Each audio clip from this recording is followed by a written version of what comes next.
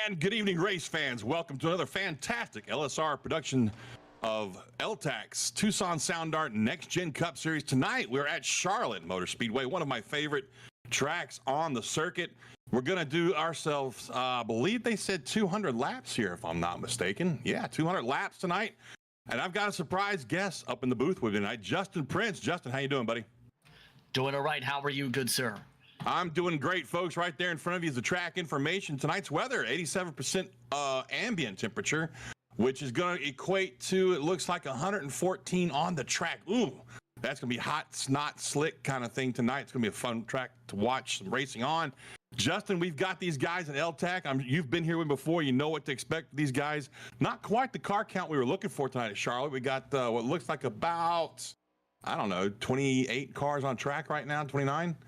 And we're going to have ourselves, how they call it, a barn burner tonight, I think. We've got 200 laps. We got 6 tires tonight, 1 extra set compared to the usual 5 they've got. It's going to be 60% fuel again, and as it normally is.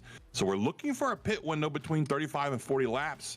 And Justin, I tell you what, man, this is, I think this is going to be a great race. This next-gen car has been a handful on just about every track they've been to. Some tracks, it behaves the way we expected it to, but last week at Kansas, we saw multiple grooves with these guys, and their own, they have their own in-house setup that they use.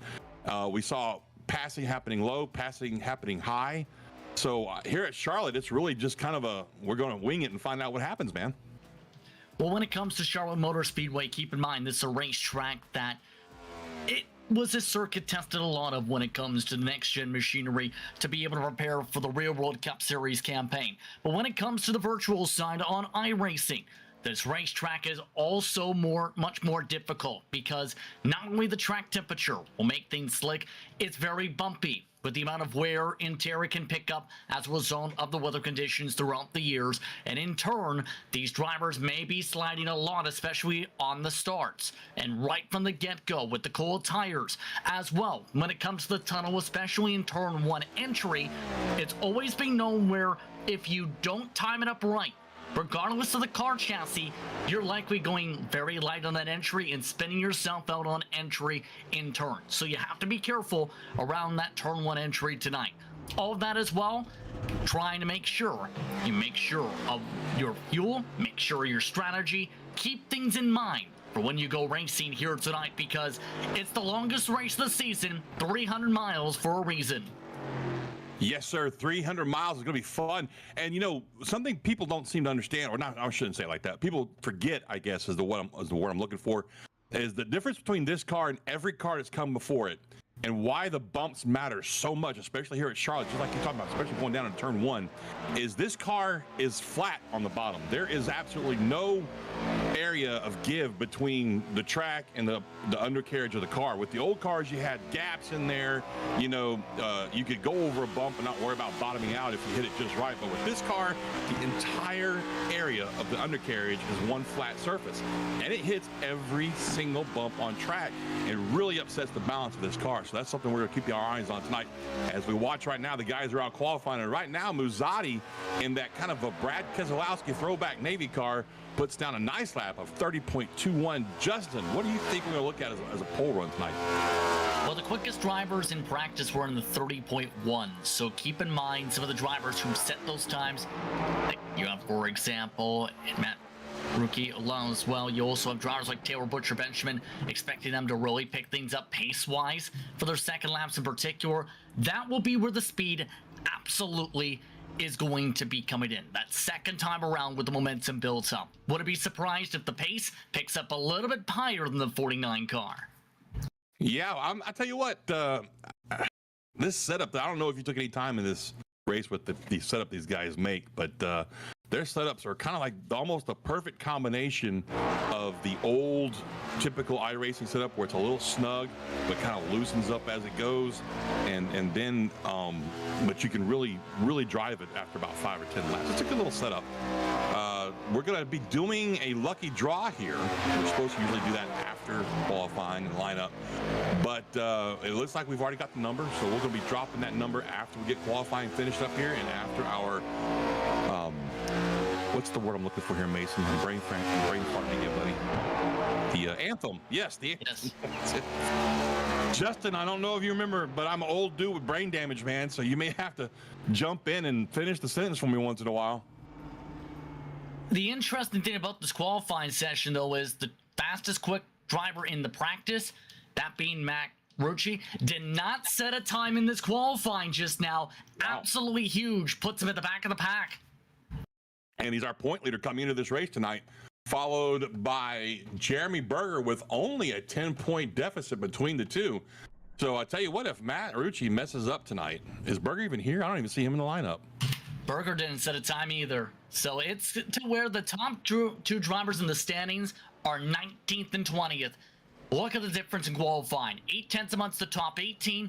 That the top of the board is where I really want to look towards. That top 10 within about 0.2, fairly tight together. Joseph Kazi with a lot to build up on. And Taylor Butcher Benjamin, it's worth noting amongst that top 5, trying to chase after history tonight, is just about 13 laps away, about 28.5 miles away from joining the 10,000 miles ran club in the L-TAC Cup Series history. Yeah, he's been trying to knock that one out for a couple of weeks. We'll see how it goes tonight. Meantime, we've got a little warm up, and we're going to do our national anthem real quick. Mason, go ahead and roll that beautiful flag footage.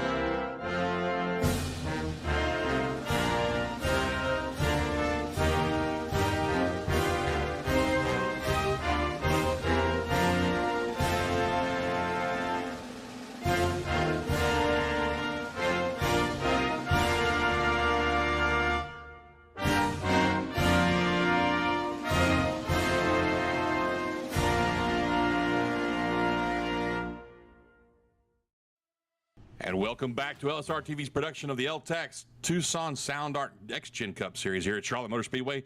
Tonight's lineup, Anthony Muzzatti takes the pole with a 30.210. To his outside, Joseph Kazi. Row number 2, Sean Kaiser in the 24 car.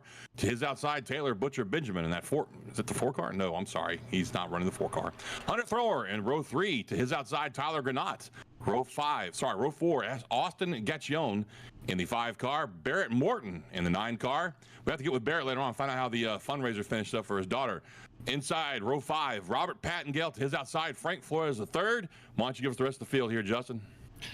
Brian Duke starts at 11 tonight. He'll start alongside the number 43 machine. That's Colin Stone. Then it's Logan Hamilton, who's trying to jump up to the most laps led in series history. He'll have a hard light to come through in 13th. Mary LaPinta starts in 14th, with the Conwell France behind them in the 15th position. Then it's Nathaniel Ames in 16th.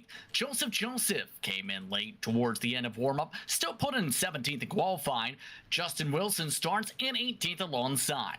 Then it is Matt Rucci who starts 19th, the first of the non-laps recorded marks. Then it's Jeremy Berger in the EPI car in 20th. Rest of the field, Jeremy Brockton 21st. Nate Brooker starts 22nd.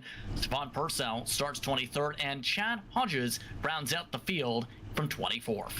And our lucky draw tonight was the rookie, Nathaniel Ames. If he finishes in first place tonight, being the lucky draw, he gets 3 extra points towards a championship points total, which unfortunately really won't help him out too much. He's a little late in the season on that, but still it would be nice to be the guy to do it. I don't think we've seen anybody yet, Mason, that's actually been our lucky draw and turned out to be our race winner, have we? I did not think so. Well, here we go. They roll off the field now. Now, don't forget, they're going to be passing through pit road also to get a little gander at their speed on the tachometer, to check out where their pit stalls are, stuff like that. And I tell you what, Justin, I'm really digging some of these throwback schemes we're seeing on track tonight. And the major theme that was hit upon by Nolan when discussing things prior to tonight is there is a theme of patriotic schemes, because when you think about Charlotte Motor Speedway and its signature Triple Crown race such as this tonight, it's the patriotic approach to this event with the real world counterpart, what was originally called, mind you, the World 600, where teams from across the NASCAR Cup Series always honor those who've served in the military. Tonight, L-TAC doing its part on that mark here this evening, and many of the drivers taking to that theme in stride with special paint schemes all throughout the grid as they sort themselves out and get themselves ready to go for 200 laps, 300 miles for their own version of that this evening. I tell you what, I don't know if you've ever done one of the iRacing World 600 races, man, but it is a long, grueling race. And I'll tell you what, these guys doing 200 laps tonight, they themselves are going to be really worn out by the time this is over with. It takes every bit of focus and attention you can muster to keep this car under control as it is. And for doing it for 200 laps, I tell you what, it's going to be mentally and physically exhausting for them. As we see them now going down pit road, like I talked about earlier, this is what they do every race. They kind of gauge where their pit stall is going to be at, gauge what kind of speed they need to get into the pits and out of the pits without getting any kind of a penalty. And the fun part for this is poor Nolan has to turn around and wave everybody's black flags they get for speeding pit road. I find that kind of funny every single time. But, you know, Nolan doesn't race with these guys, Justin, so he's got that luxury of being able to, you know, get the admin stuff done just right. Well, it's more so entering a closed pit lane in that regard for the sim. Yeah. This is what they do in the real world, remember. And this was really seen in 2020 in particular on the broadcast. There's that one pace lap amongst the sequence where everyone rolls down the pit lane, checks their speed, and checks their dashboards to make sure where their pit lights are, such as that, to make sure there is no missed executions for when it's time to roll to the pit lane. But it's just about time for the drivers to roll their way to the green flag. This should be a fun night. Yes, it should. And Justin, I like hearing you do this so often when I watch your other broadcasts. Why don't you bring us to the green tonight, brother? Sounds good, as these drivers get themselves ready to go. 24 strong, ready to go for the World 300. This is L-TAC Cup Series action from iRacing's virtual Charlotte Motor Speedway. Rosati in control of the field on the inside. Kazi on the outside. Green flag is out. We're underway from Charlotte. Fantastic start right there by Muzzati, our pole sitter. That's one of the advantages you get in iRacing and being on the pole is you can decide when to go, and these other guys kind of just try and keep up with you. And right now we're still 2 by 2 through the field. Justin, I imagine we might see some 3-wide action happening sooner before later. Wouldn't be surprised to see it even in the opening going if some drivers feel brave. But the top thing's going to be getting position to the corners. One car's already into the wall in the midst of the pack. It's Pattingale, who has ran straight into the safer barrier. And that's going to damage his car and choke up everybody behind him. Got to check up, try to miss him, not get on the brakes too hard, because if you do, you're going to spin this car out. That was an eye-opener for everybody from him on back when that happened. They all make it through good, keep it clean and green, as they say. And we are now on lap 2 of 200 with our leader still out there. Muzzati got himself a little bit of a lead by about 0.7 seconds, followed by Causey, Kaiser, Butcher, Benjamin, and Thrower are your top 5. Clean start for the most part up towards the front. Some drivers absolutely wiggling coming off a corner exit right now amongst some of the bumps. That will be a major balancing act for some of these competitors tonight. Making sure you don't get snapped loose on exit around this racetrack. Compared to, say, the fixed setup, which has a cross weight in the high 60s, this car has a much looser feel in terms of that cross weight number. Although it does have some similarities, you need to still be careful on the throttle as a result of that loose condition on this hotter track tonight. Now, speaking of the throttle, I've talked to a lot of these guys over time of several weeks we've been here, and the one, I guess, key factor that's common amongst all of the drivers is they actually drive, or should control this car more now with the gas pedal than they do with the steering wheel. What I mean by that is, like, say, for instance, with a super late model, if you have the stagger set up, you know, a certain way on the we got to fight for the lead, Justin? Yeah, side by side. Causey got the run down the back. Straight away is Nine's loose. Near wreck behind him with the 9. My goodness. That right there, folks, is a prime example of why these guys are so good. That could have been a stack up and a wreck of 5 or 6 cars, maybe more. Morton saves it, keeps it going straight the right way. Everybody behind him gets checked up, lets him catch it, and we continue clean and green. And Justin, if you see something happen to Buddy, you just jump on in there. I do not get upset. Well, Joseph Kazi, as mentioned, right before all that, completed the pass for the race lead on the 49. Not a surprise to see Kazi up to the point from the get-go. But here's the driver I think all of us are keeping an eye on. Up 6 positions, the biggest mover outside of the French so far. Rucci wants to go, and he's looking lightning quick. Fastest lap right in the ballpark of the race leaders early.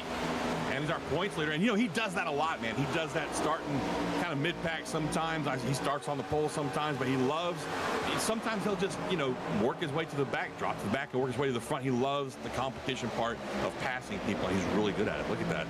Down low there, makes the pass on the 20 car of Joseph, another one that we need to keep our eye on tonight. He's kind of a sneaky one. He's kind of like Harvick. You know, where did he come from kind of guy at the end of the race where you haven't talked about him all night.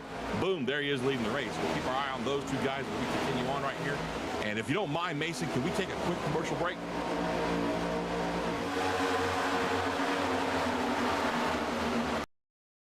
There are moments that surprise and delight the mind and the senses. Introducing Sound Art, the world's first truly customizable, concealed, flat panel art speaker system. A revolutionary combination of incredible sound delivered from your most meaningful pictures. When art and technology intersect, there is a seamless blend of creativity and function. Come alive in the streetlight, pulling at the stars in the moonlight. Every time I feel you close. With Sound Art, anyone can print their own artwork or pick from numerous licensed artwork that we have. The possibilities are limitless. Enjoy beautiful and amazing sound throughout your home. The entire surface of your artwork generates incredibly robust sound.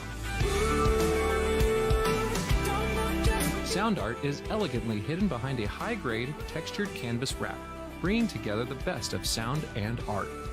This innovative design allows for a truly invisible, high-fidelity sound experience without bulky speakers. And we're back live. Causey's still out front, but we've got some mixing and matching and beating and banging going on up front here. We got the Butcher Benjamin, number 1 car with a new paint job, I might add, has worked his way up past Muzzati into 2nd place.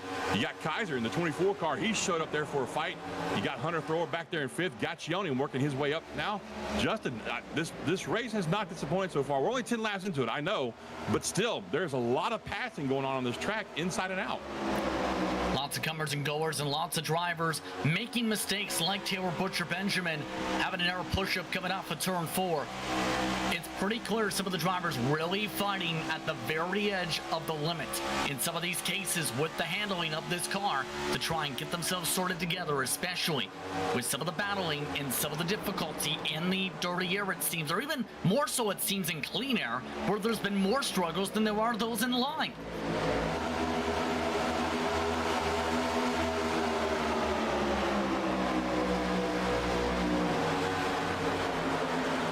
Interesting thing you keep up as well with drivers like Joseph amongst all of this is trying to stick to the blue line is a mantra many competitors used to say with almost every type of car here at Charlotte on iRacing. Here's the major thing with these machines now in 2022, that middle line can be useful, albeit it can chew up the tires long run, and all of that is having 3 wide to the heart of the pack all the way with the front. Drivers are falling back like Kaiser, one of the promotions for the Truck Series a little while ago.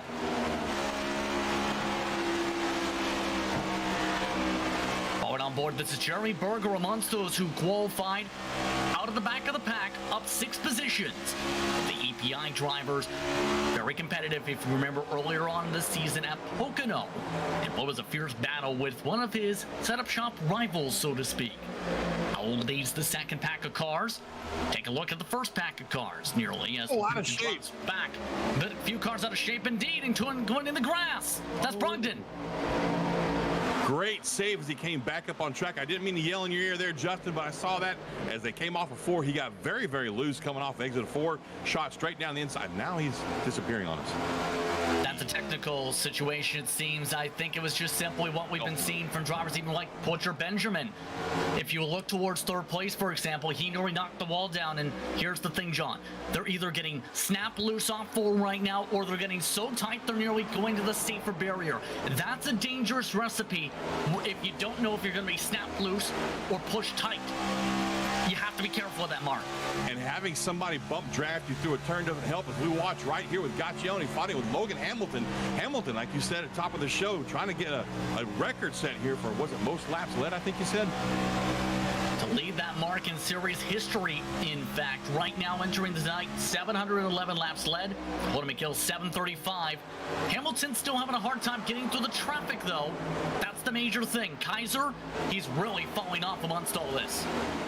Yes, he is. And I tell you, you touched on this earlier, the pushing out to the wall thing. And I'm not saying this of anybody in particular here in L-TAC, but in my racing that I do online myself, I do a lot of iRacing. I see guys that just don't seem to understand that when you feel the car pushing, and you can feel it just like the 24 did just there, right then, you can feel that car pushing out to the wall. Get off the gas, man. That's all you got to do. Feather the gas back a little bit or get all the way out of it. It won't hit the wall that hard. And some guys just tend to forget to do that. Meanwhile, with some history to hit upon, in third position, we mentioned Taylor Butcher Benjamin slipping and sliding about. How about the historical mark we're referring to when it comes to miles ran? Just moments ago, Taylor Butcher Benjamin, we've received confirmation, became the third driver in the history of L-TAC's Cup Series competition to surpass 10,000 miles turned in the series in the one car. The only 2 others who have reached that mark and then some. Jeremy Berger, Sean Deal. Congratulations once again to number 1 of Taylor Butcher Benjamin for reaching that mark. He tries to hold off Hunter Thrower in the third position currently, 2 seconds behind the leader. Right now, trying to hold on to those spots midway through the fuel run. That's a great mark to reach, 10,000 miles run. Sean Deal didn't make it tonight, but Berger is here, and he's putting in some extra laps as well. So looks like Benjamin might have some work cut out to catch those 2 and surpass them in most miles run. But in the meantime, back on track, like Justin just referred to here, we've got some great battles shaping up on track. Joseph, somebody we were talking about earlier tonight, he's worked his way up to 10th now, all the way from back there in, what was it, 27th he started? So he's looking really, really good and fast tonight. Not bad for somebody who didn't get a qualifying time well put in. He was 17th, remember, in the session. Right. But the tough thing when it comes to this traffic, trying to pick the line of momentum, trying to figure out how to get around cars, because I think, as we both know, and as many people may know in iRacing, you have to be patient in some cases. You can't just say, let's go 3 wide, or try and block each other 2 to 3 different lines. That usually leads to disaster. We've just seen some of the blocking there. It really does. I've never been a fan of blocking. I don't know about you, Justin, I don't think I've raced against you too much, but I take the Martin approach to racing. If I see a guy coming, I know he's faster than me, he runs me down from 3-4 seconds back, whatever, I let him go. Chances are either A, he's going to use his stuff up and I'll see him again in 15 laps anyway, or B, he's just that much better than me and I didn't have a chance to keep him back there anyway. So I'm not going to wreck my car and his car and our chances of having a decent finish, you know what I'm saying? Unfortunately, not everybody in iRacing does that. Yeah, that's the tough thing. I'll be honest, my approach always, whenever I've had the chance to race throughout the years, it's almost the Ryan Newman approach. As unpopular as that may be, if you want to pass me, know the reference. Try and pass me. Side by side, meanwhile, for the 9th position, LaFrance forced up to the high side. Joseph trying to follow the hole, being opened up by the 5 right in front. Near contact in front of them, pushing up is Duke. Pushing up, and that's a direct result of the lap number 1 actually right now, Justin. These tires are old now, 23 laps old. They don't want to stick as much as they did to this hot, slippery track. So when he tried to get back in the throttle right there to complete that pass, go to that turn, the car wasn't having it. The car was going to push up the outside. He had to get back out of the throttle a little bit, which is going to make it difficult to make that pass. And we're going to see that a lot more as we go on and further and further into this run. Because we're losing the bottom line with that battle, dropping on back had been one of the early movers, and he crashes into Joseph. Caution is out in turn 3 and 4, coming down the front straightaway. Oh, Duke goodness. got loose, hit the quarter panel of Joseph, slammed both of them into the wall. And we got cars flying into here. Oh my goodness, did you see that? That was almost another collision right there. As we get the replay right here, folks, you'll see what happens right here as he exits the turn. Just like Justin said here, he's going to get loose and unfortunately hit the quarter panel of both cars into the wall right there. Really, Justin, they're lucky that nobody else was involved in that wreck because they're mid-pack at that point. There were several drivers, you have to think, though, hit the brake, the caution zone for 10 seconds. But no other cars indeed run into them, thankfully. Some of them do go through the AstroTurf and the artificial turf, try to dodge, see if that impacts some of those drivers. This is where the tire limits come into play. 5 sets available in the pits tonight. So the window, expect drivers to possibly come on in. This is about 15 laps earlier than we expected, though. So we'll have to see how this plays out long term for the strategy. Absolutely, and I mean also the fuel strategy as well. This could put kind of a, I don't know, I don't want to say a fuel specific, driving style here, but these guys had already all done the math and we're hoping this thing would go green for most of the way. So now they're going to be looking at, okay, we're pitting now on lap 25 instead of say lap 36 or 40 or whatever. So there'll be some guys with probably their wives like me. Hey baby, I need you to do some math for me real quick. I can only go this far on fuel and this is how many laps left. What am I going to do here? So we're going to see about a lot of iRacing crew chiefs stepping in here, Justin.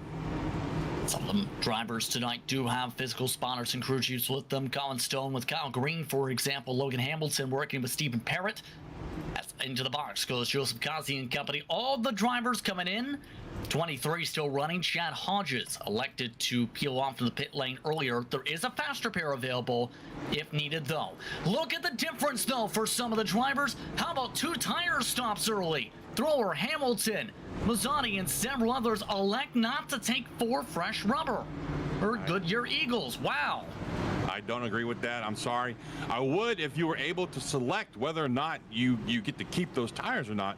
But because the way iRacing is formatted, the way the code is written, if you only take those left sides, say right now, or only take right sides right now, you lose the whole set. You don't get to keep the ones you didn't use. They're gone. They don't stay in the pits waiting on you to come back and throw them on. Believe that's the other way around in that, but here's the bigger problem in this. You're talking about a 2-tire stop on lap 26. So wait, back up. You think they get to keep them? Yeah, they do get to keep them, to correct you a bit there. But here's the thing. Why would they decide to do this on lap 26? Why not? That's a massive difference. These guys are gamblers, Justin. These guys like to gamble, try things different. I'm sure some of these guys tried it in practice and it worked out good for them. But back to the 2-car, I did not know that they changed that. To be honest with you, I am not a 2-tire stop guy. If I have a chance to take 4, I'm taking 4. But so have they really fixed that? I didn't know that. Well, that's been for a while where you had that sequence available if necessary in the late yeah, that you could change. You could change either lefts or rights. I knew that. Exactly. Like, way back when this thing first came out, you could actually change all 4 or just 1 if you want to. But they took it to where you can either change, the 2 lefts or the 2 rights or all 4 at the same time. But what I'm saying is when they came out with multiple sets of tires in the pits or being able to fix, however many you had, you couldn't. When you guys have a chance, would you mind? Yeah, either way. There's a lot to think about for the drivers who attempt the 2-tire strategy here. Thrower, Mazzani, Hamilton, Rucci, along with Berger and Morton, all elected to do it. Speaking of Morton, it was talked about by you earlier on that he was raising funds for the CF Foundation that passed its goal. Morton and his team had a great time at their walk, and he wants to extend the gratitude for everybody who donated to help towards the CF Foundation and their cause. Once again, we'd like to thank those who supported Morton and his approach for that cause for this past few weeks. Thank you. And, the month of May is the CF Awareness Month. That's why some folks, you might see them on other broadcasts. I even drive my car is purple for CF. There you see Morton Scott's a good looking one. Riley's Roses was the name of the walking team that did the fundraiser for them this past weekend. Justin, I don't know if you're familiar with CF or not, but it's a nasty thing, man. My daughter was diagnosed with it 4 months old. Yeah, it's it's a tough situation, to say the least, when you have CF in terms of the ability to even breathe when you consider things.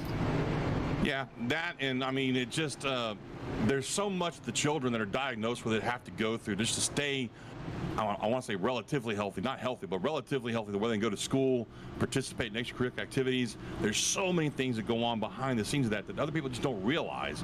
And that's what the whole month of May awareness is about, is getting the word out there that, hey, not only does this disease exist, not only is it a terminal disease with no cure right now, but, you know, these kids go through a lot and use a lot of help. And I'm just so glad that I've run into people like, you know, Morton, Barret Morton and his family, and some other families that we've met along the way. But it's been nice to watch his fundraiser go these last few weeks. And I'm glad to see that they met that goal and surpassed it from what I was told. Absolutely. So getting ourselves ready to get back underway after the first caution of the race.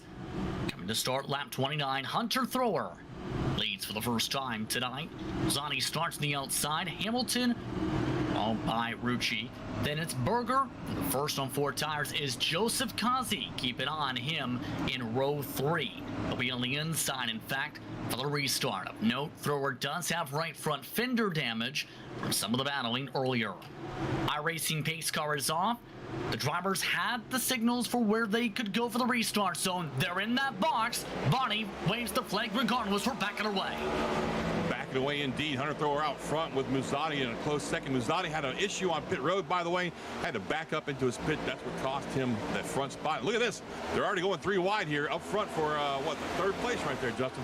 How about for the race lead?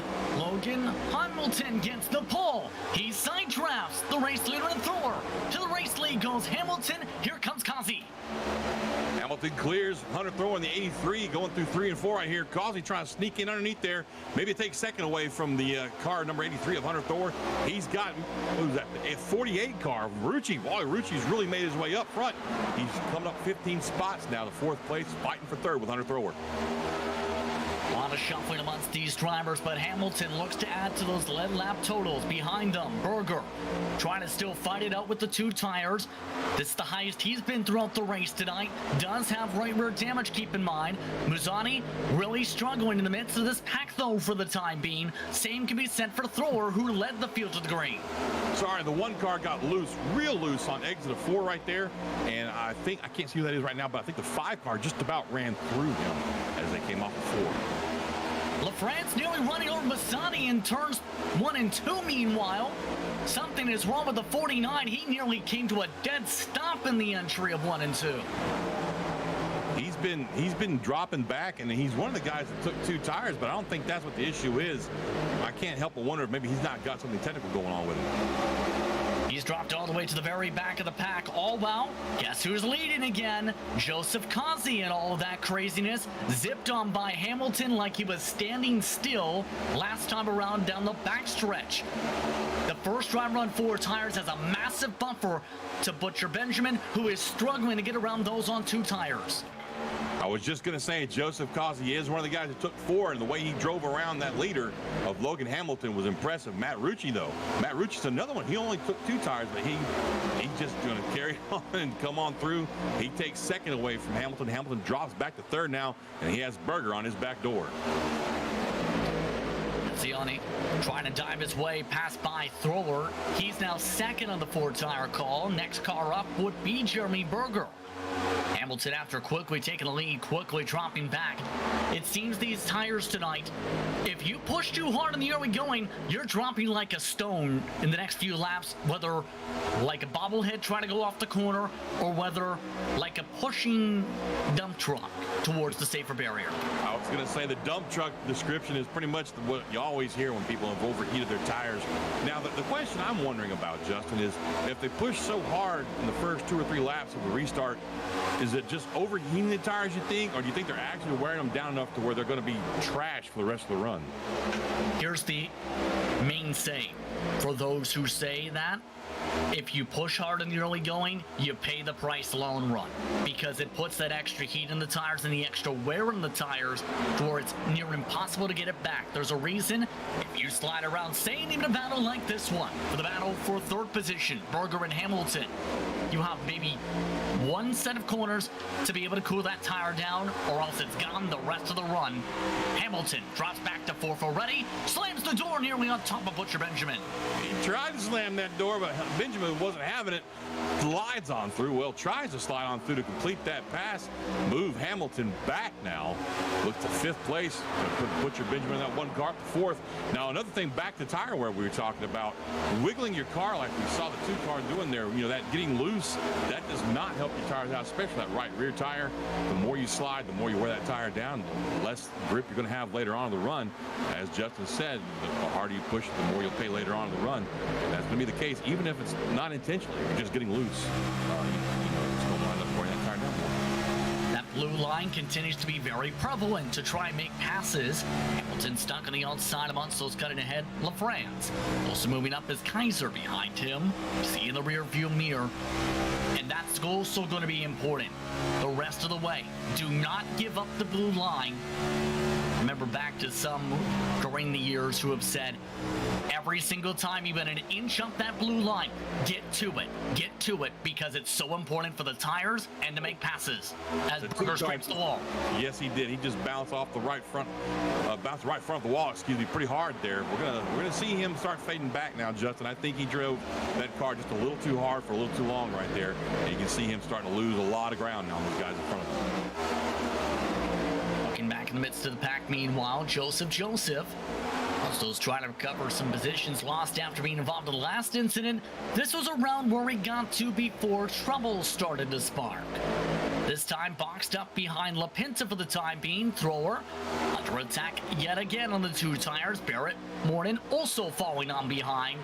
Funnily enough, almost all the cars just said there are on two tires except for LaPinta.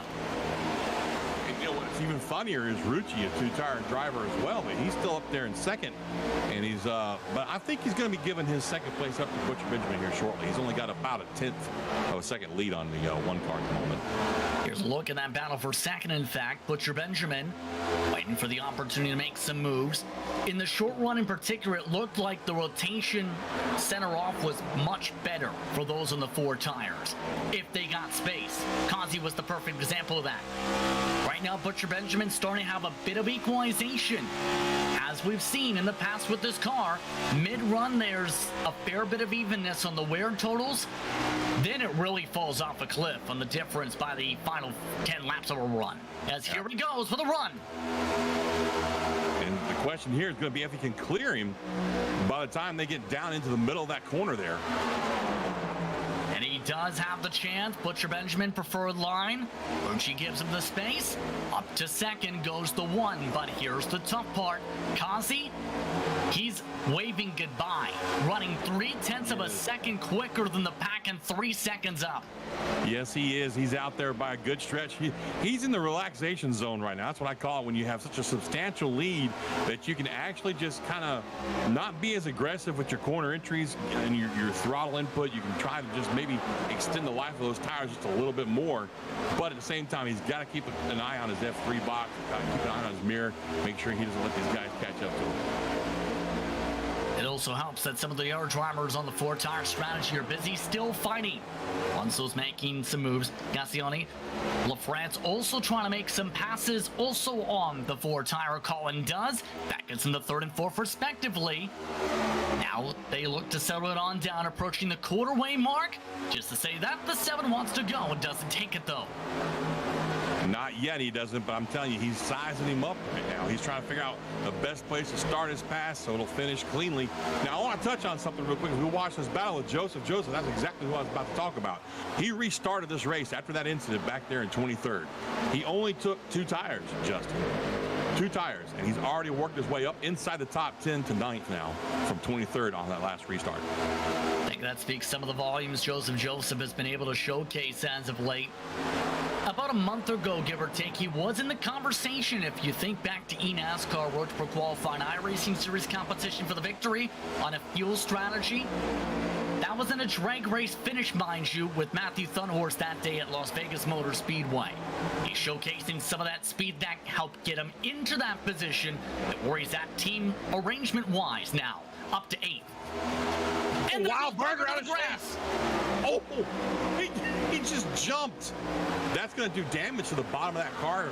And, you know, I mean, they did model that in iRacing, so he's going to have to look at that now when he goes into the pits and see how tight that car is going to run from here on out to the next time he can get in and get that looked at. He got what big air.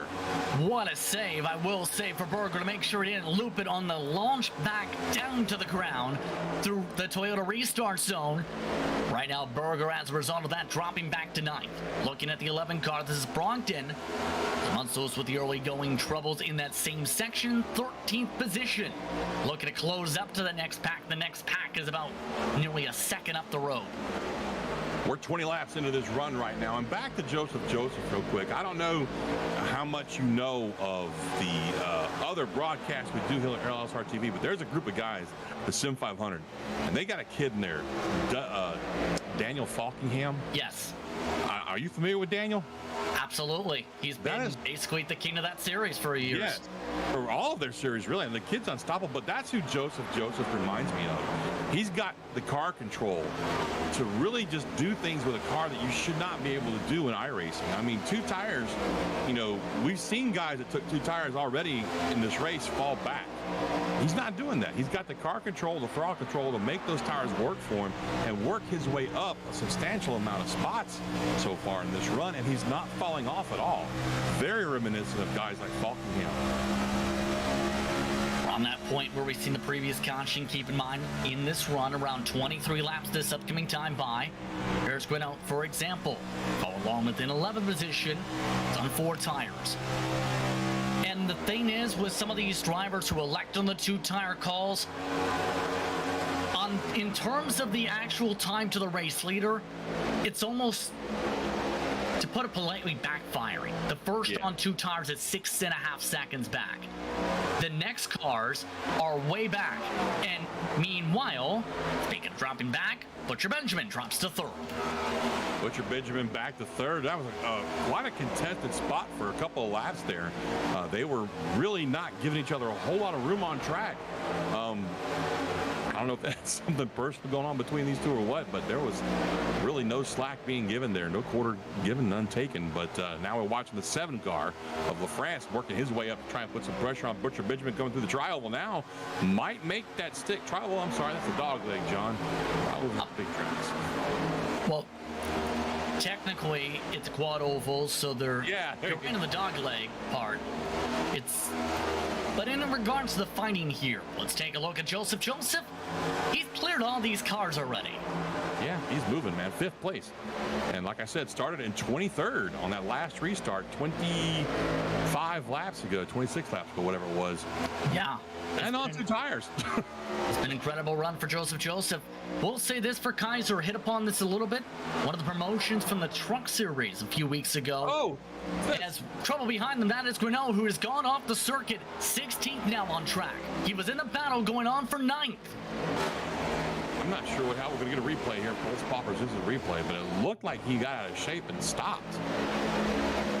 He's in the battle with Hamilton. Duke is behind. Remember, Duke already was in 1 incident. Nearly caused a 2nd. Yeah, I don't think he did it on purpose, but definitely was a bump in the back end that got the 81 car of Granat turned around right there. I think he's probably going to store that back there in the back of his head, Justin, so for later reference. I will say this. It seemed like that Granat was getting loose a little bit. Yeah. Then he got really loose. Really loose. Up to the battle for 2nd. Here's the thing. When it comes to Gasciani, he's been looking very consistent. He's nearly matching the race leader's times. He's been quicker on the stopwatch than LaFrance in some of the past few laps.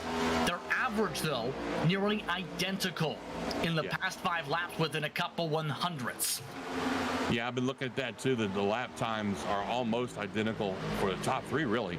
I'm really impressed with LaFrance. He's having a much better run tonight than he has the last few weeks, just as long as he stays out of other people's messes. And great little graphic on the bottom right there. Look at that. See right there, LaFrance lost some time. Just a little bit. Just a little bit. I'm also watching the ticker up on top. Causey was out to over almost a 5-second lead at one point. But Gaccione and LaFrance have really started to narrow that gap down a little bit.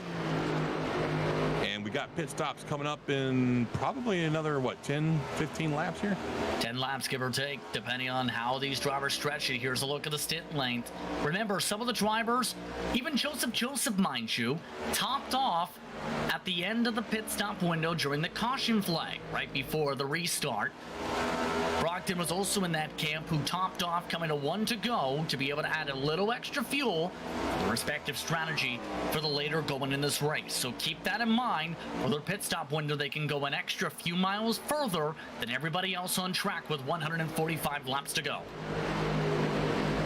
Right now, we've got 23 cars still on track, still on the lead lap. We have one car that's multiple laps down. That's Chad Hodges. Had an incident early in the race, retired the car. But everybody else is still on the lead lap for the time being. Colin Stone, though, he's not too far ahead of the leader there. Taking a look, meanwhile, this is Ames. Remember, he started in 16th. He was the driver with the draw number. He's in 16th. It's not been a good push forward for the 40. In fact, his right front is crushed in still on that car, to the tune of where the chassis is impacted. More troubles for Berger up the road. He's found the grass again. He's found even more grass. Berger is pulling the Casey Tucker as he saves it. I love your references there. What, you don't remember the 19 car from the NASCAR No, I do. race? That's what I'm saying. I love it, man. I love these references you're throwing out there with the Ryan Newman. Here's the Pulse Poppers replay on what happened to Berger. Looks like a self-spin here, Justin. More like a self-slide. Watch this exit. Remember, he's already got loose once. This time, he goes for an extra big excursion. He's trying to do some Evel Knievel maneuvers out there in the grass, man. And I love the fact that he's able to keep that car going straight, Justin. I mean, man, this is the A car we're talking about, the next gen car. This car is notorious for being hard to save once it steps out. Especially with the bigger tire treads, that's been a major theme throughout the past few months on the platform with this car, especially even in eNASCAR competition. Meanwhile, down the front straightaway, still keeping an eye on how things are going with Rucci and company. He's been able to hold off LaPinta now in this battle for now. These drivers 8 seconds back of the race leader, running in the 31.3s to 31.1s in terms of their average pace, approaching their window. Behind them, Ernie Hamilton losing a spot as well as he continues to plummet from the race lead back to 11th spot. And he's one of those two tire guys we talked about. It's just really not working out for him as he gets passed by Jeff Brockton in the 11 car. Jeff running a pretty nice paint scheme tonight. Like Justin said at the top of the show, these guys are all running military-themed paint schemes because of, the time of year that this is, right around Veterans Day, Memorial Day. We got that coming up next weekend. As a vet myself, I'm always tickled by this weekend in auto racing because there's just so much that the auto racing world does for veterans. And I'm loving these paint schemes. However, I will say this, Justin, I miss my Tabasco paint scheme. Pit stops coming up this time. First signal coming over from the 40. Ames, he may have hit the wall again. His damage is even bigger. He is going for a more conservative entry. The window is open at 140 to go.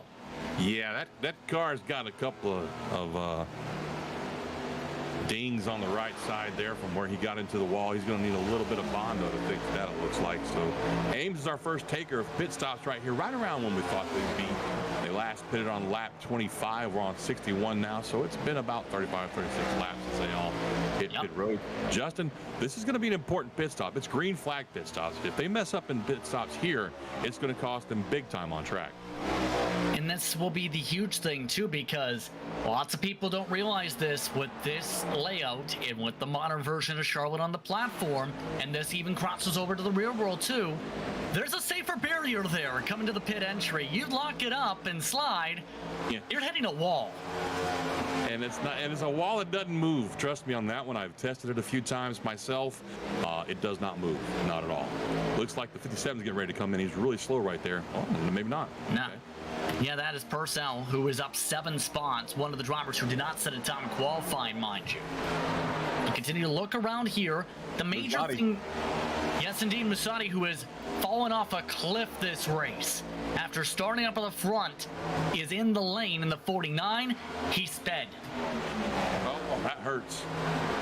That is a pain. We just talked about that, Justin. You cannot make mistakes like that on a green flag pit stop. That's a 40-second hole in the pits right there. That's going to hurt. Meanwhile, the battle is on up the road. Kaiser and Duke. Remember, Duke has been slippery and slidey off these corners. The Duke's auto transport machine able to clear on by, though. That gets him up to 8th position.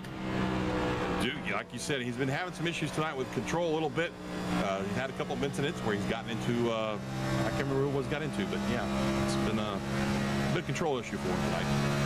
Joseph, remember, was involved in that contact that got him into Joseph's right side. Right. And there was the help that happened to the 81 machine of Grenade, who is still in the 15th position after the slide earlier on. No signal from the race leaders yet that they may be thinking of the pit stop. Of note, traffic was reached the past couple of laps by Kazi. The gap is down to 3 seconds after a race-high 4-second lead. So the lead is shrinking, as here comes the 48. Rucci on pit road now. Now, he had an incident earlier tonight. No, wait, that was the 49. I'm sorry. I apologize. It wasn't him. It was the 49 that had the pit road incident getting out of the pit box, I believe it was. Or into the pit box. Yeah. Kazi's coming in this time around. He's in the pit lane now, trying to slide in on the 88 entry, and he's sped. The leader is sped on pit road. Mistakes, Justin, mistakes will cost you a race every single time, and we just saw a big one by Joseph causing the 88 car speeding on pit road. Again, 40-second penalty. He's going to have to sit there for 40 seconds after his pit stop and watch the field go by. And this changes everything for the complexion of the race lead. It may be a battle between drivers like Joseph and Taylor Butcher Benjamin now, depending on how their entries go. Much more conservative for some of the others entering the lane. No speeding penalties in that gaggle of cars, including Joseph and Butcher Benjamin.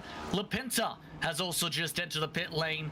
He also has no speeding penalty. Absolutely critical for the driver based out of the state of Mississippi. A major speeding penalty for the 88.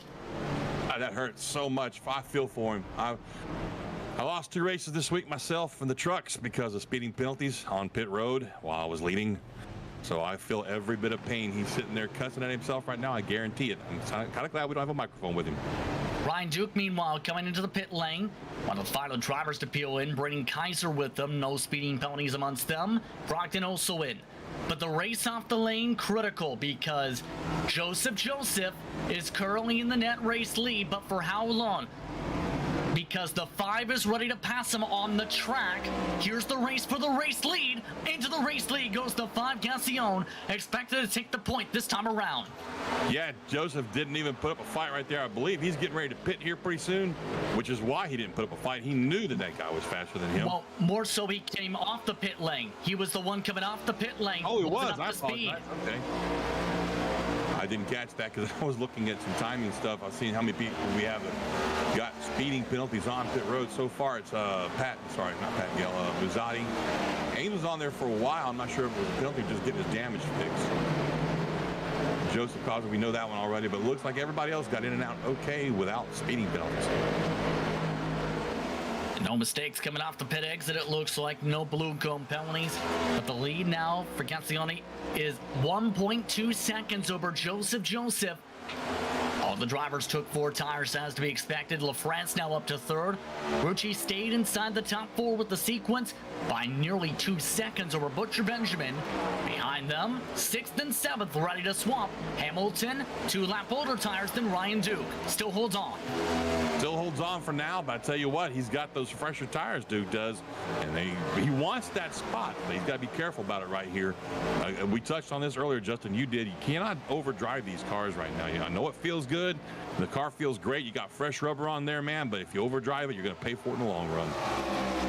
Keep in mind, the track temperature is getting even hotter than it was at the start of the race, even with the lights nearly in full bloom. The sunshine just about completely gone just past 9:05 p.m. instant time, up to 90 degrees Fahrenheit.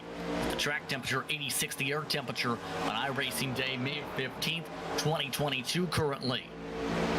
Hamilton holding on for 6th position, looking to settle it out. Oh, wow. The battle for 2nd, I think, will be one to keep an eye on, especially if they work together. Reason I say that? Lots of traffic for the race leaders. Also, in regards to Garcioni, his gap is getting trimmed despite the traffic by Joseph. Joseph is one we were talking about earlier. He made a lot of ground up, even on 2 tires. We're pretty sure he got 4 tires this time, but he made a lot of ground up from the back of the pack, Justin, up to inside the top 10, all the way up to 6th before this green flag pit stop cycle started. So I'm telling you, I think he's going to have something for the leaders here as we watch him move into 2nd now. The major thing will be avoiding some of the traffic. One of the EPI cars getting zipped on by is Frank Flores, who moves to the middle of the track. And even though his car says to back off in several different ways and has, I think, his dog on there 3 different times, the drivers are still going to pass on by. And Joseph lost some ground trying to get around him. Caution is out. Butcher Benjamin in trouble. He got into some trouble with the 1. Rucci is also slowing on down. We're under caution.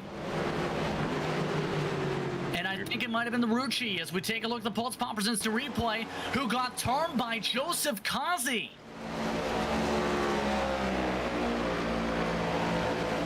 The 1 will have a good view of the chaos right up the road. Again, it was the 48 who got turned around.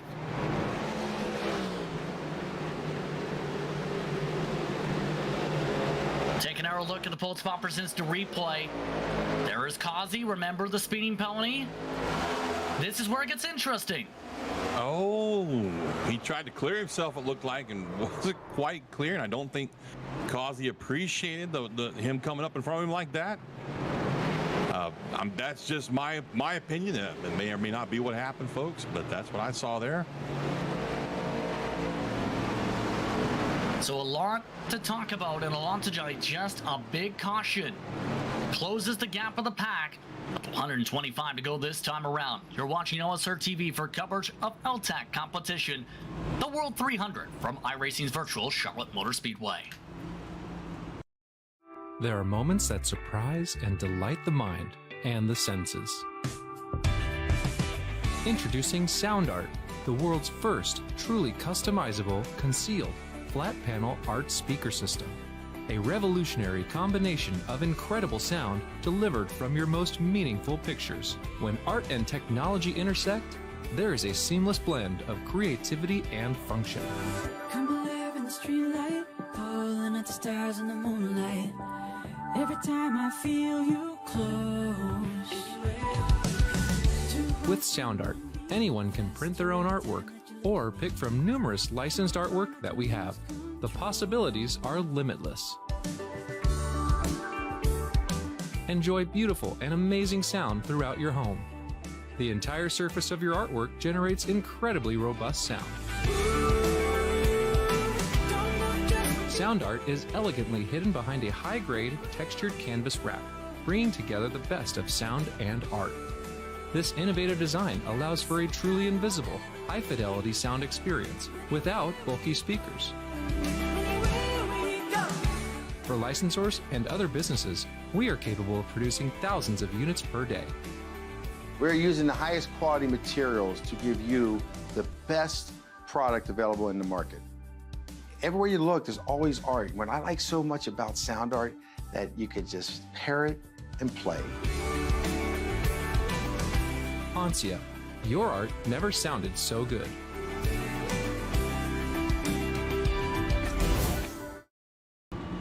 Welcome back to LSRTV's coverage of L-TAC competition from iRacing's virtual Charlotte Motor Speedway.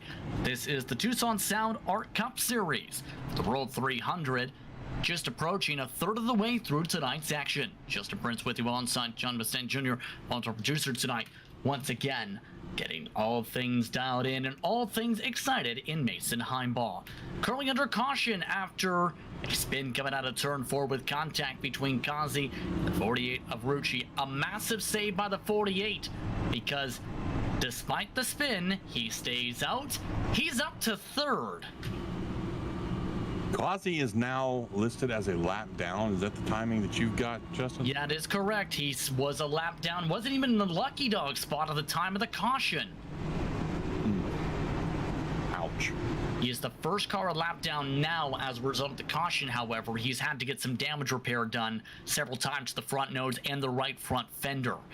But now it gets really intriguing for the race lead, because right before that mark, Gascione was looking comfortable at the point, was losing a bit of ground here and there, however, to LaFrance and company. Now, he has to fight right from the jump for the restart.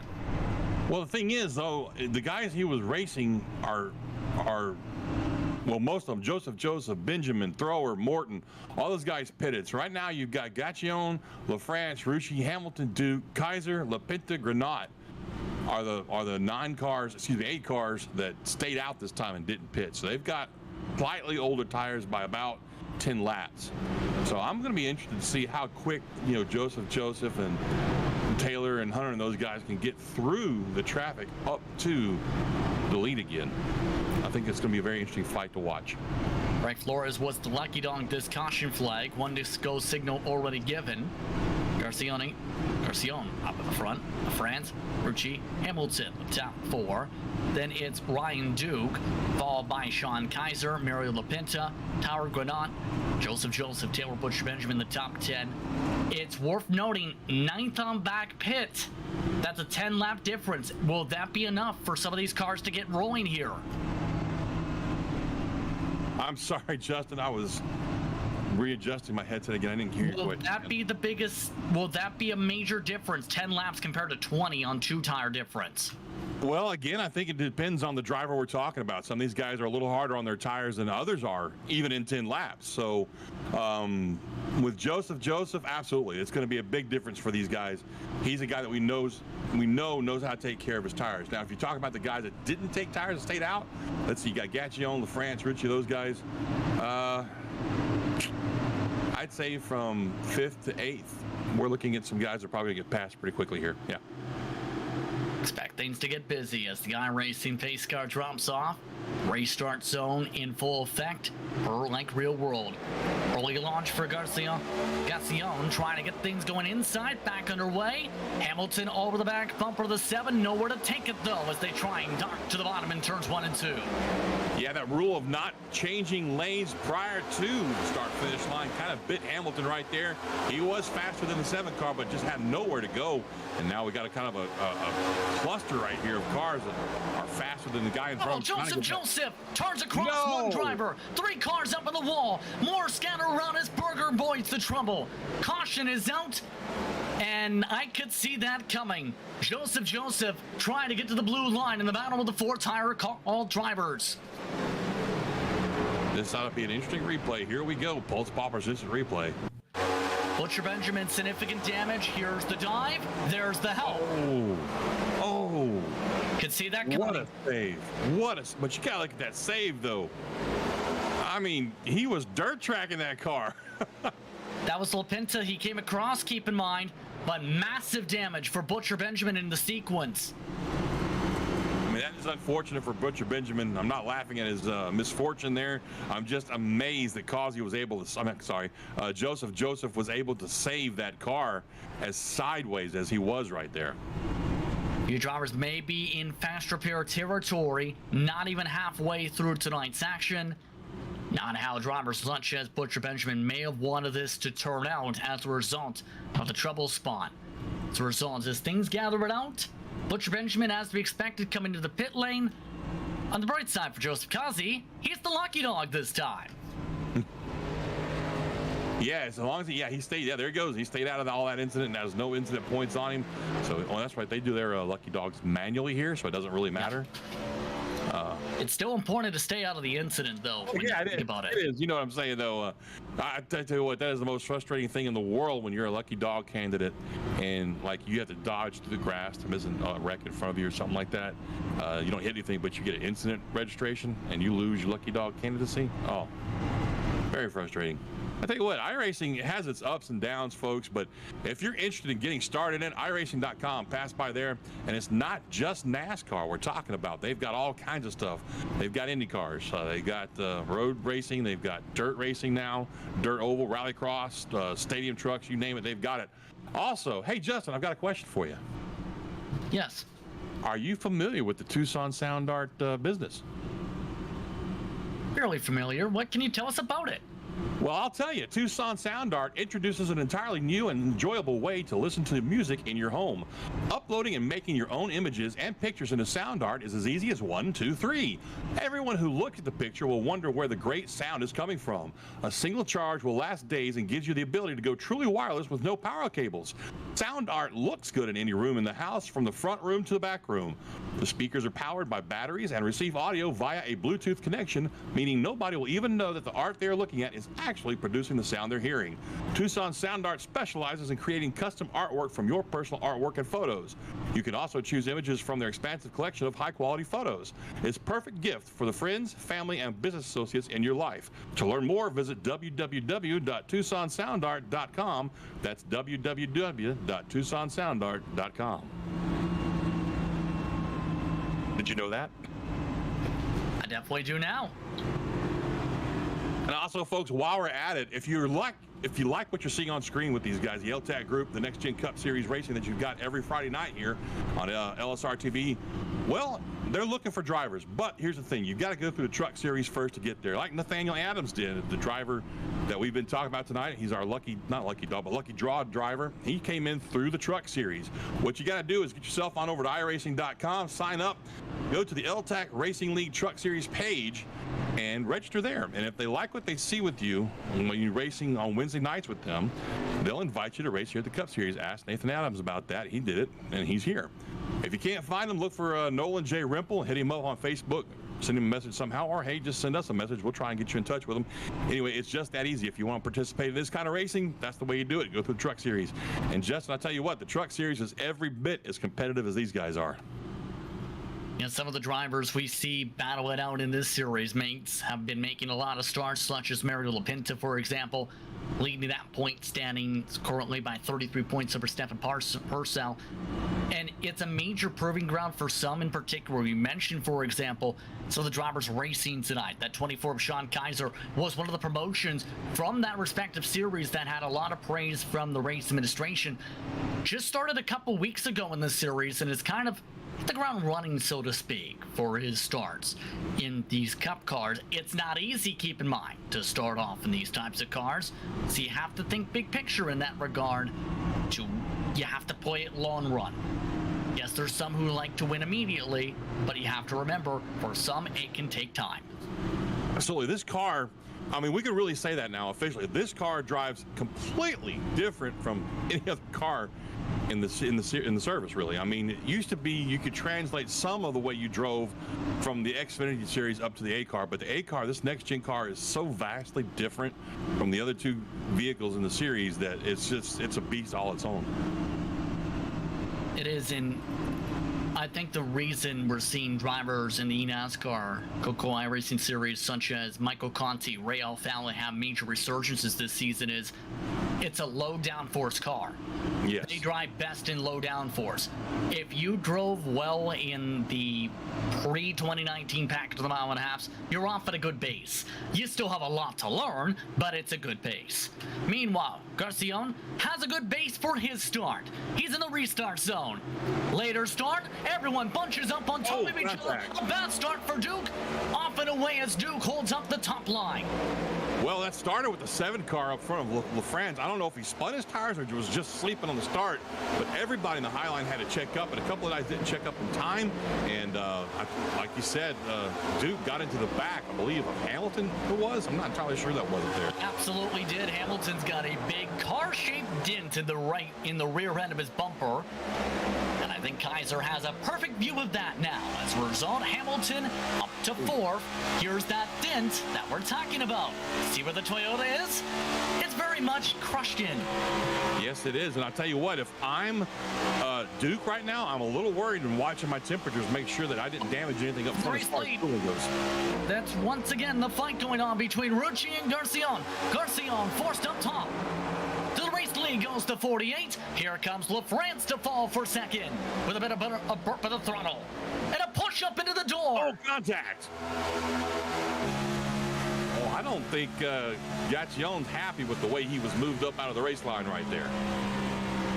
Some more looking paint schemes tonight. Still squeezing a little bit coming off a 2. Better line for Garcion. They have to think big picture. You'd have to think. But the tires, though. Meanwhile, Jeremy Berger's not thinking big picture. He wants all the spots. He just sent it past 3 cars. Berger. I love Jeremy Berger. I love watching this kid drive this race car. He like you said, send it, man. He's full send every lap, it seems like. And going through the grass, full send. Why not? You know, we're going to see how this turns out when we get to the other end, right? In the meantime, he's still got some damage on that car there. I don't think he's used his fast repair just yet. So he's making a slightly damaged race car work for him right now, Justin. Remember the previous caution, though. Some of the pit stop times. Berger, despite the damage repair, took tires. Thor and Joseph did not. 5.7 seconds. So they elected to try something different. Joseph the first on 4 freshies. See if that works out to get himself to the race lead fight. This is battle for second. Hamilton gives LaFrance a ride off of the corner. Oh boy. Little wiggle, little wobble, and he's still blocking, throwing blocks left and right. I don't know how much more patience Hamilton's going to have with that. We've seen in the past where drivers do not like to be blocked. And he's going to make the move down low right now, coming down through the quad oval, as my friend Justin likes to call it. I just call it good old-fashioned dog leg. And it looks to me like they're both maybe a little bit faster than that 5 car. What do you think? Looking like it. Hamilton nearly bumps Garcion out of the way. The patience level absolutely starting to wear thin. We're not at halfway, mind you, yet. Hamilton, blue line again. To the inside, Garcion moved off the blue line. Hamilton gets loose. Here comes the outside line again. LaFrance with the pull. He has to hold it down there. He has to put so much wheel into it to hold it down there on that blue line so he doesn't wash up and hit the other guy. But it's making him get loose, like you said, on the exit there. Earlier in the evening, we talked about that.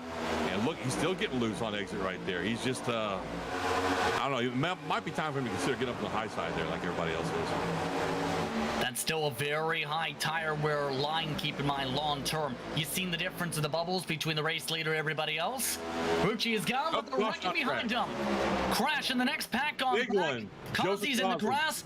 There goes Berger indeed. Oh my goodness, what a lot of damage on the 2 car. I guess we'll find out now if he's got a fast repair fix or not. Pulse Bombers instant replay. Ryan Duke. He's turned another. Yes, oh, wow. Did he snap loose right there, or was that intentional, Justin? What do you think? That was a snap up the track. Might need to look at this from the onboard of the 96 because you had Berger getting loose. Then you had Duke, I think, who almost bobbled up the track with a little bit of help from other forces. Let's take a look. Here's the loose. Oh, yeah. Here comes the force. Oh, yeah. Pardon me, coming through. And by the way, Ryan Duke has crashed the car into the pit lane, and he has towed the car. Wow. Duke is just not having a good night. Poor guy. Yeah. By the way, it was on his own. It was a turn hard left. We'll see how that's looked at. Wave around is Colin Stone. Butcher Benjamin and Brockton, the only 2 not to pit this caution. Remember, Butcher Benjamin, fast repair taken. Brockton pit the last caution. Joseph, the first off on a 2-tire stop again. Well, the 2 tires are fuel only because it's only on there for 6 seconds. 6.1 regardless. Another call from Joseph, and I'm wondering still, this is a tire wear thought. It was fuel only, you're right on that. he might be banking on the tire sets for later on because if you're thinking about it in the math in your head, about 40 laps a run, we're still looking at 2 more stops where you have to take the sets. You want to keep as many sets as possible at the end, though.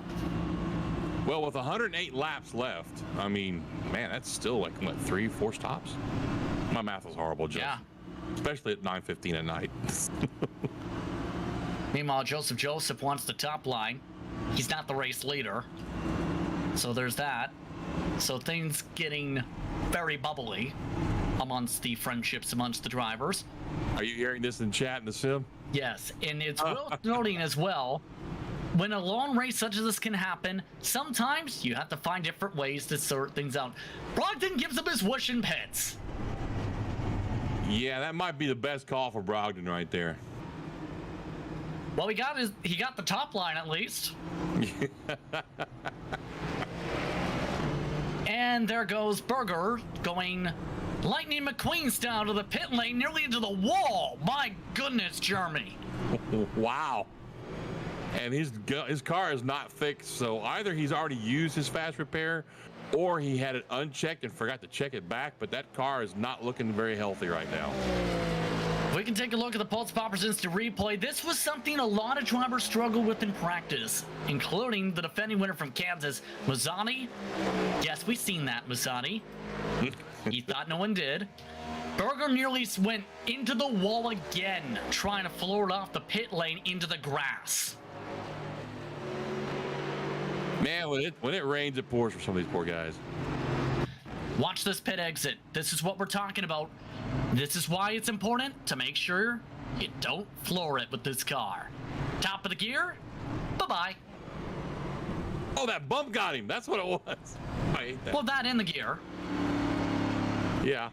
Oh, Did yeah. we mention there's a big grate there? Oh, my goodness. I'm so glad to know that, Justin, that I am not the only one who's done that. Again, back to what I was saying during the commercial break, I have retired from racing the next gen. I just, I don't know, man. I've been doing this a long time, and that car is just out of my skill set. I cannot get, I've tried fixed setup racing. I've tried open setup racing with it.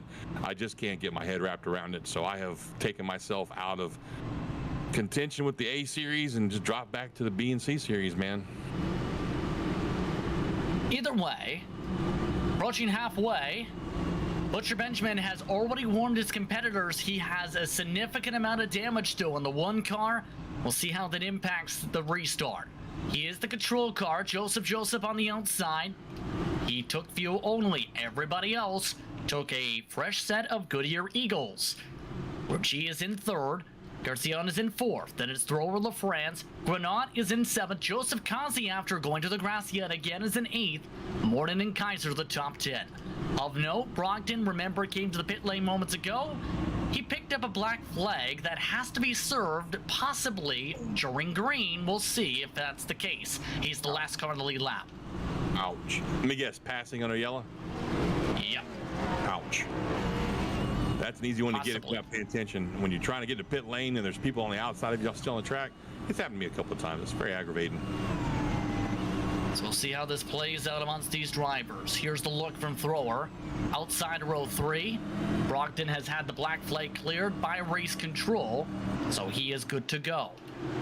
The iRacing pace car is off into the pit lane. Butcher Benjamin, see if he's ready to go. Green flag is out, back underway. 106 to go, this time by a box up and a stack up on the outside, near contact in the battle for third. Yes, sir. 48 cars bump draft, and Joseph all the way down the front stretch into turn 1 right there. Backs off a little bit, lets him get it, squared up into the turn so they don't wreck each other here.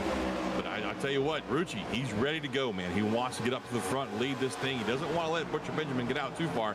And I think Butcher Benjamin was playing head games right there on that restart, trying to convince these guys that he was down on power when he wasn't really down on power. Give it a few laps. We'll see if this plays out his way. Joseph is up to second. Rucci is up to third. Garcian is up to fourth. LaFrance trying to make things work up top, but Thrower gets it thrown to the inside. Not going to work as Kazi wants his lead back. He's getting sawed off for sixth. Wow, bump draft from L right there, coming off of turn 2. That could have backfired on him. That's a hard hit to take on a car that's just coming onto the straightaway trying to get settled out. He hit him pretty hard right there, but they kept it going clean and green right there. Here's a look right behind them. This is the battle for about 9th. Hamilton and Gradot side by side. Kaiser and Morton also side by side. 2 by 2 in the heart of the pack. Morton and the 81 car of Granat taking that high line there, trying to keep those RPMs wound up high as they continue going down that backstretch right there. Dropping down low down to 3 and 4 right here. That 24 car, he's looking a little racy right now, trying to work his way up inside the top 10. That's one of the guys you talked about earlier, Justin, worked his way up through the truck series. Major thing will be a long run for him. Here, speaking of runs, Rucci's trying to build up one for second. Approaching halfway, he's riding the back bumper of Joseph. Half a second back of the 1. Half a second back from Butcher Benjamin going down turn 1 right here.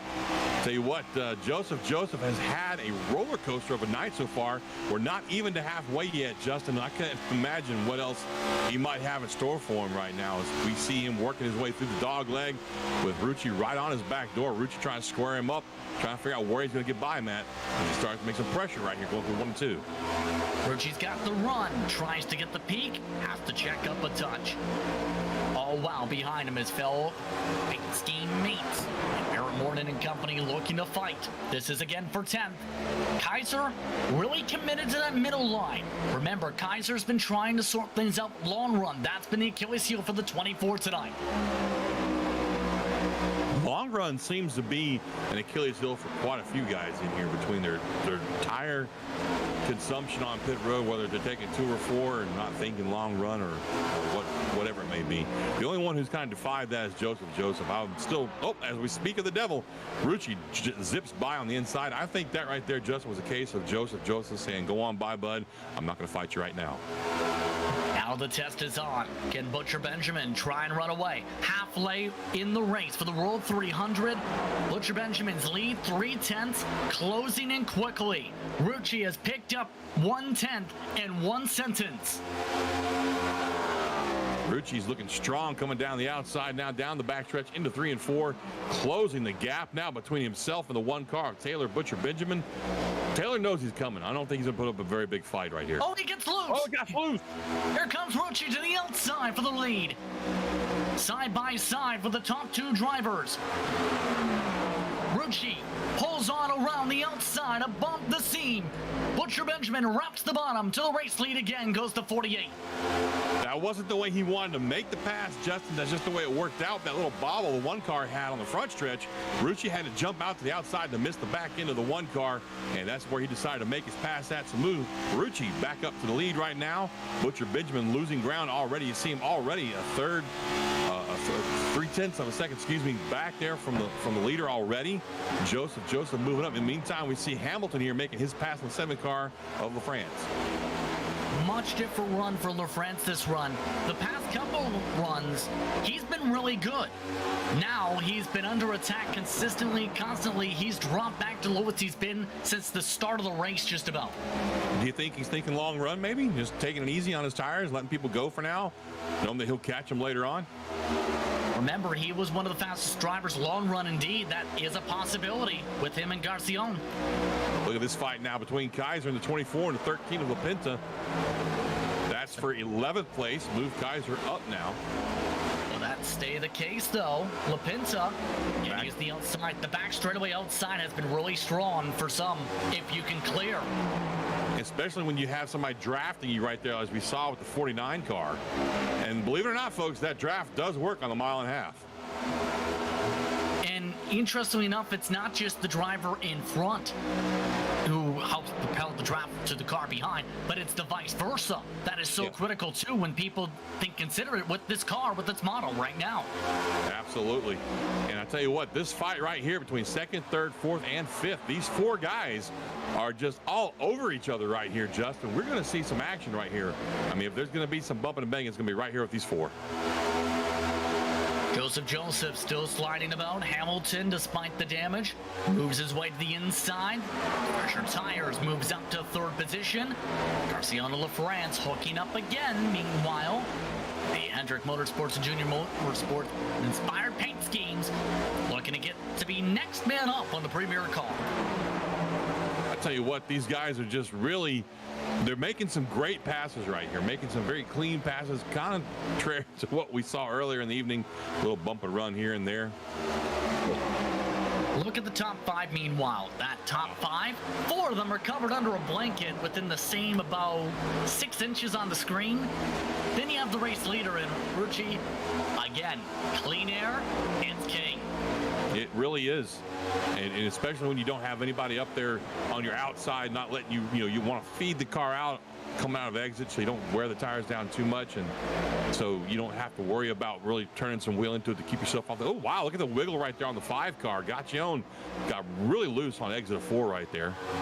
A few drivers getting the wigglies, in fact. Butcher Benjamin had the same thing, hence why we looked to the battle for second swap. Making that move on the outside. Now, we talked about this top of the show, Justin. We kind of figured that the line was going to move its way up from the inside to the outside. It was just really a question of when. And it looks to me like a lot more passings being done on the outside right now than it is on the inside. Here's the biggest movers amongst the pack in that battle for second. 11 spots in the race for Hamilton, 13 Joseph. A lot of shuffling and plenty of stops in some cases. Some of them fuel only, keep in mind, for drivers such as Joseph in this sequence. Trouble front straightaway. Pattingale has knocked the wall down to the flag stand. There is a fierce battle amongst these cars. That will be the first lap cars to deal with possibly in the next little bit. They are bouncing off the wall trying to sort out who's going to pass who. We were just talking about how clean the passing's been these last 20, 30 laps here. And like you said, we got guys bouncing off the wall now, trying to miss each other. Go ahead, Justin. My brain just quit. Well, Pattingale just, I think, may have went full throttle the whole corner to try and make the move there. Here's the look battle up front. This is, again, fight for 11th. Settling things down a bit there. All wow. Colin Stone in 14th. There's the look back to the 11th spot again. Side by side. LaPinta side by side. No worries there, Mason. I tell you what, what I was going to comment on was the fact that, Brogdon and Stone back here. Brogdon, we saw him earlier up in the front, sort of fighting out, in the top 5. Sorry to cut you off, but Butcher Benjamin, he's having a conga line cut past him on the track all of a sudden. What his tire wear is looking like, or is he just maybe looking long run, watching that big picture, just trying to take care of the tires? I'm looking more so maybe at how the revs may be going. He mentioned the damage. You've seen some of it in the right front. Yeah. Hitting about 7,500 in the middle of the corner. Peak is about 8,500 in fifth gear. Right there, he's struggling to rotate a little bit and really snap loose with the damage to the right front. Yeah, you can see his hands working that wheel real hard right there, and that's definitely an ill-handling race car. Maybe that damage he's showing on the right front, Justin, something suspension-wise is bent. Or even more so, the bottom of the car with all the different features at the bottom of the chassis, as well as the splitter possibly, or at least the valence, not sealed anymore with the damage too. Trouble, Wilson's in the wall, the 09, we're under caution. And this is right in front of the leaders.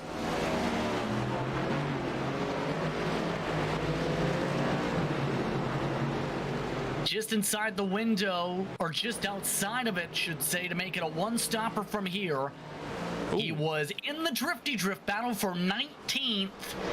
Wilson absolutely drifted. He drifted in front of Pattingale, kept it off of Pattingale, and instead visited the Toyota Restart Zone wall. I'll tell you what, Rucci could not have missed him by more than a foot when he came through there. Yeah, with him backing up there. Yeah. Never what you want to see is a car stopped but backing down into the lane that you're trying to get by him on. I suspect we're going to see some pit stops here, bud. What you think? Absolutely. Nate Brooker, the lucky dog, this caution. Pit stops underway. Here is the interesting mark. Remember the 40-lap projection at the top of the window for some? It's 87 to go. About 86 to go. Guess what? That make it a fuel-saving race from this mark. Yep. They're all going to have to stop at least one more time, at least. But when can they go that one time is the critical part of the race now. More two-tire stops regardless. Garcion and LaFrance, two-tire calls. After another 23-lap run, Grenade takes the call too. Rucci first on 4. Joseph, Logan Hamilton, Hunter Throw also on 4. I love the variety of pit stop strategies we've seen so far tonight, Justin. We've seen guys take fuel only. We've seen guys take 2 only. We've seen guys take 4 only. All kinds of ways about it, and it's just really made the racing that much more interesting tonight. Indeed, and near contact with Grenade trying to catch up the line with LaFrance. Oops. That was close. Been there, done that too. So as the leaders continue to sort themselves out with 85 to go, now it gets interesting. Who has to top off or wants to top off in case it goes green? Remember, this is a tough situation, and this is not an easy car to save fuel with. Clutch and coasting in the corners, not as easy compared to the Gen 6. Let's put it that way. It's really, I mean, it depends on, I guess, your sim rig setup. You know what I'm saying? With mine, I've got a 3-pedal setup with a clutch, but I also don't use a shifter. I'm just a paddle guy. Yeah. So I've got to hold that clutch in, either hold it in the entire time I'm trying to coast, or hold it in and pop my ding down 2 clicks down to neutral, which is not convenient. So yeah, it's a lot different with this car, but again, it really depends on if you got a gear shifter or not, because some guys, even though this is a sequential shifter in real life, still use a H pattern shifter in sim racing. Go figure. Technically, when it comes to sequential gearing, depending on the car, there are different things set up to mitigate that in terms of you must have a sequential option. For example, in a sequential gearing car, you can't have an H shifter and say a sports car. It will make you have the sequential version of your shifting as the option. That's something to think about. But here's the other thing, too. You have all the tires, different tire strategies, massive gambles by some of the drivers on 2 tires yet again. The last time we've seen a run of more than 20 laps and this happened compared to the 4-tire call, it was a 6-second difference by lap 25 of the run. Yes, it was. And, I mean, look. And remember, as you hit upon, it's sequential shifting too. The other ways you can save fuel on top of the clutch and coast, as so to speak, some may have, you could shut off the engine. Under the pace laps, you keep it in 5th gear. Try and limit the revs, for example.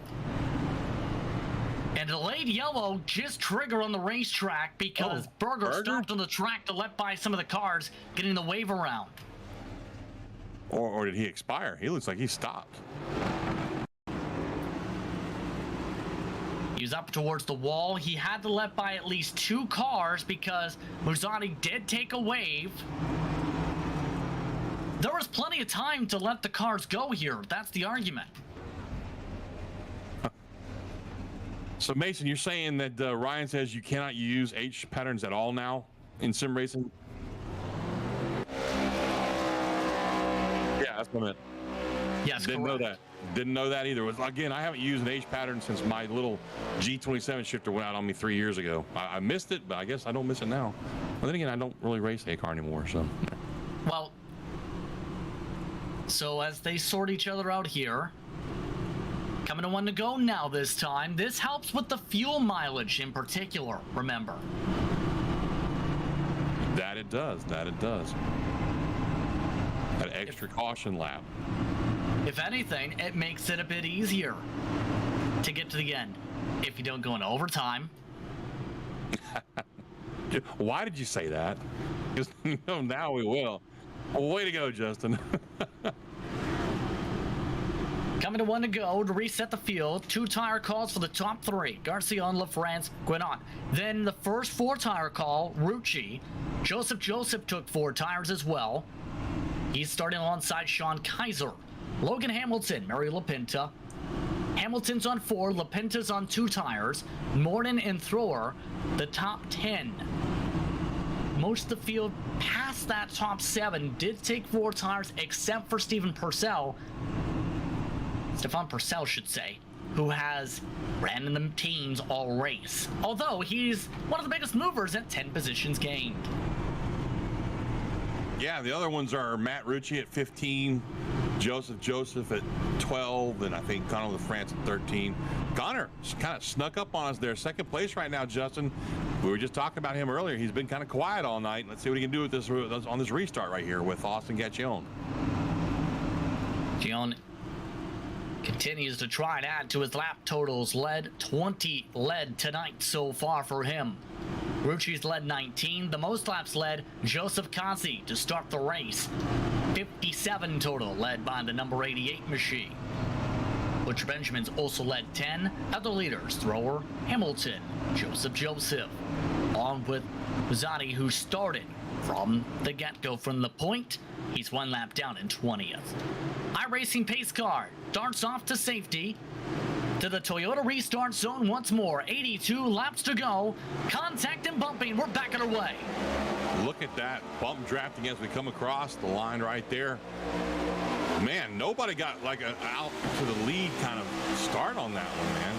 I'm really surprised by that. Usually the leader gets at least a good 3 or 4 car lead going into turn 1 right here. We've got all 4 of these guys still right there fighting for that 1 spot. 2 and 3 wide down the back straightaway. We're not losing ground to the 4 tire callers in Joseph and Hamilton. Rucci in front of them is going for the lead. 3 wide behind them though. Near contact. That's Thrower on the bottom trying to hold on. Getting by LaPinta and company. Here comes Kazi in the craziness. Get what you can while you can seems to be the theme here on this restart, Justin. These guys that have these fresh tires know the car drives so much better for them right now, are trying to get everything they can before the fall off starts. Speaking of the difference in the tires, look at the race lead fight. Rucci waiting for the chance. Here it comes. LaFrance gets loose. He's got the toe. Showing the nose to the inside. The door slams shut in front of him. LaFrance opens it back up. Give Rucci back the point for now. Or does he? LaFrance wants to squeeze back. France on the outside, making the outside work for him right now, even with those 2 tires, but going down into the 3 right here, I do believe Rucci will clear him before. I stand corrected. Look at this. Justin, a little bit of wiggle. Big wiggle. LaFrance gets back to second with the wiggle. More trouble behind him. Colin Stone now sent off the circuit. Purcell having a bit of contact with him. No caution, we stay green. Wilson also cutting through the infield.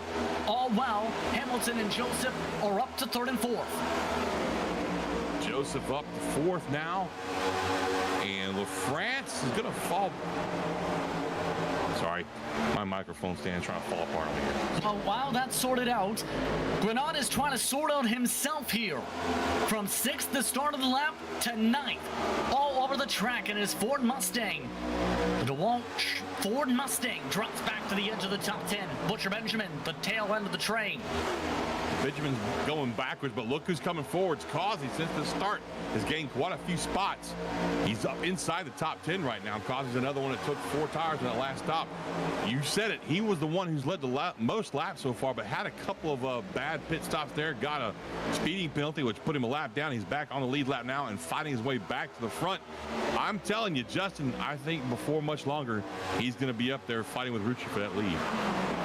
Remember, Kasi has experience in the eNASCAR College iRacing Series earlier this year.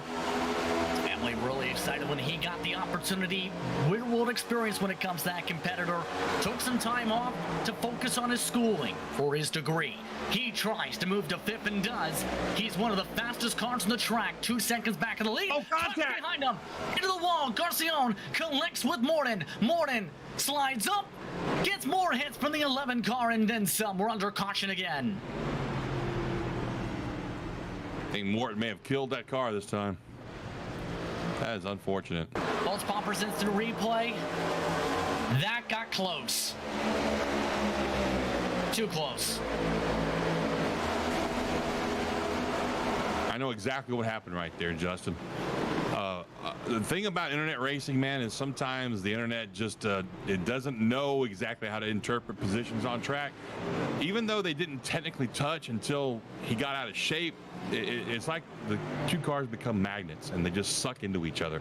It happened to me a couple of times this week where I was so close to somebody, even though we neither one of us really moved our vehicles up or down, it pushed together. It's so hard to explain. I know I'm not explaining this correctly, but that wasn't, I wouldn't say that was really driver fault right there. I'm really going to put that one on internet issues.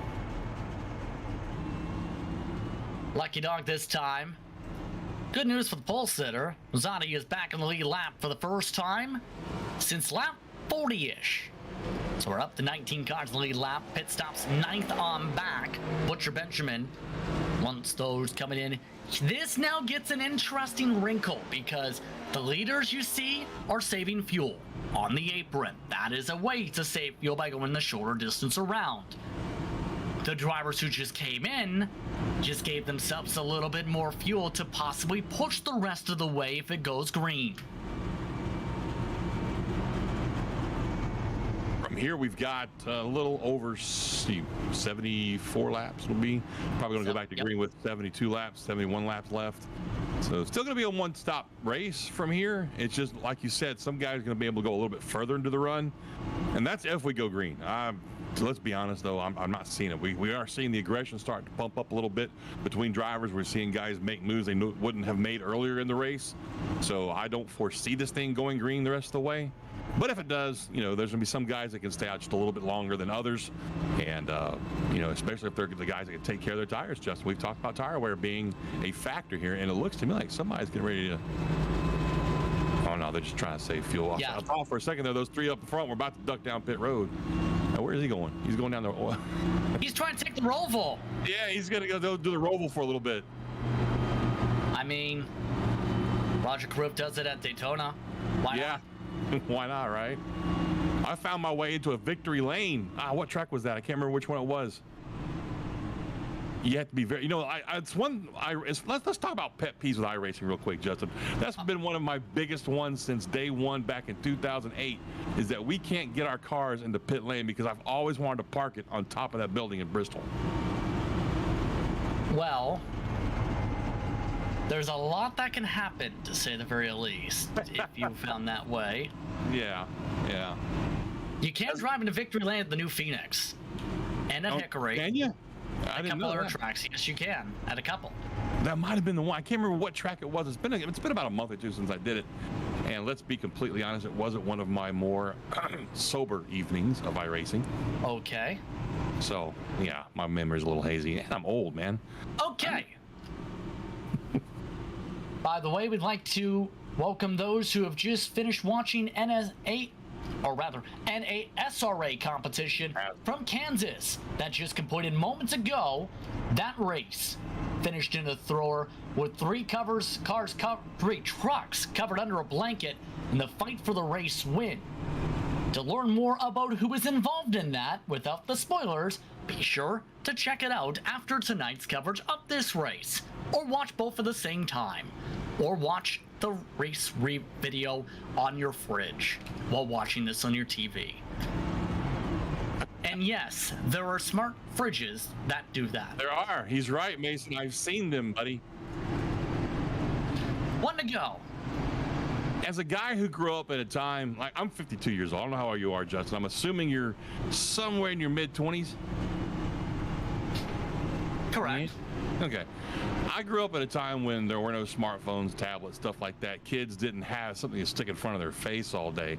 And I am just so amused sometimes when I look around and see these teenagers walking around with their face glued into a phone. I'm like, man, you guys are just missing so much of life. And then 5 minutes later, I'm literally standing in Lowe's drooling over a smart fridge with a little screen on the front of it. My wife's like, are you crazy? We'll get into the reasons to buy one and the reasons it helps companies find out what's in your fridge to be able to sell you advertisements. It's a long discussion. That's not for tonight. 72 to go. It's a rabbit hole we could spend hours falling down. That is something that was discussed in a college class. Rucci, Joseph, Hamilton, LaFrance, the top 4. Kazi, Thrower, the top 6. Granat, Brooker should say, the top 8. Flores, Butcher, Benjamin, the top 10. iRacing pace car is off. Time to go back racing. Rucci off and away. Everyone else caught sleeping. Wow, what a start by Rucci right there. That's what I was talking about a couple of starts ago. Usually you'll see the leader pop out to a pretty good lead. And that's not so much that he does catch people sleeping. It's just that as the guy on the outside or sometimes on the inside, you have to wait till you see the leader go. So it gives them that much more time between his reaction to go and your reaction to go. But hey, look at this. That lead has evaporated so fast right there. Logan Hamilton is putting some pressure on Rucci now, or he was, till he got loose right there. Joseph got loose. Nearly got an Akazi as well. Second through 4, picking up the tempo. The top 4 all on 4 fresh tires. LaFrance the first on 2 tires, albeit he's under attack from those on the 4 tires and Thrower and company. Behind them, Butcher Benjamin looking to fight with Granat. The 1 car took fuel only. Last caution, 2 tires for Granat. The previous yellow zips on by him. I can't see what number that car was. It was so high up against the wall just now. Right there behind these guys. Right behind the dude. Who is that? That guy right there. I can't see his number. Are you talking about the 3 car? Yes, thank you. Well, his car is so scratched up on the one side. Where did Brooker come from? Watch his line, Justin. If he's using the same line for the last couple laps, and of course he doesn't do it this time. He was so close to the outside wall, both of the last 2 laps, both ends of the track. It was amazing to watch. And I mean, it worked for him. He made up a lot of ground on the 81 car right there of Granat, but now he's going to fall into the tire tracks of Granat. Meanwhile, up front, Hunter Thrower making a bid for 5th place to take that away from France. And I think he's going to do it. France still trying to make things difficult for Thrower, though. Butcher Benjamin wants to feed some draft to the 83. The France, he's been really solid on corner apex on the throttle. Bit of a bobble, though. 2 tires starting to fall back on the ground. Butcher Benjamin trying to push the 83 clear. Still gets himself around. I think he's got his power issues figured out. What do you think, Justin?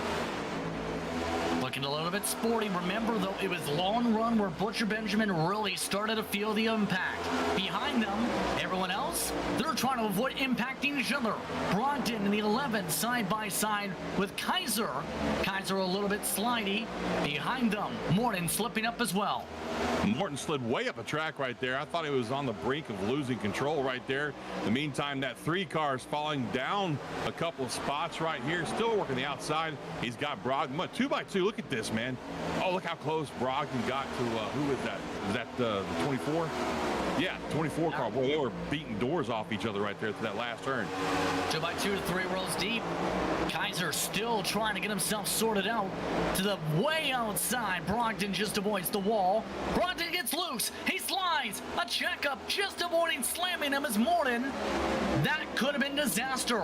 Meanwhile, to the inside goes Berger with an absolutely demolished car, still trying to make passes. All while LaPenta and Brooker go side by side again. That was heads-up driving by Morton not to run over Brogdon when he got loose right there. That could have been big, but what is it?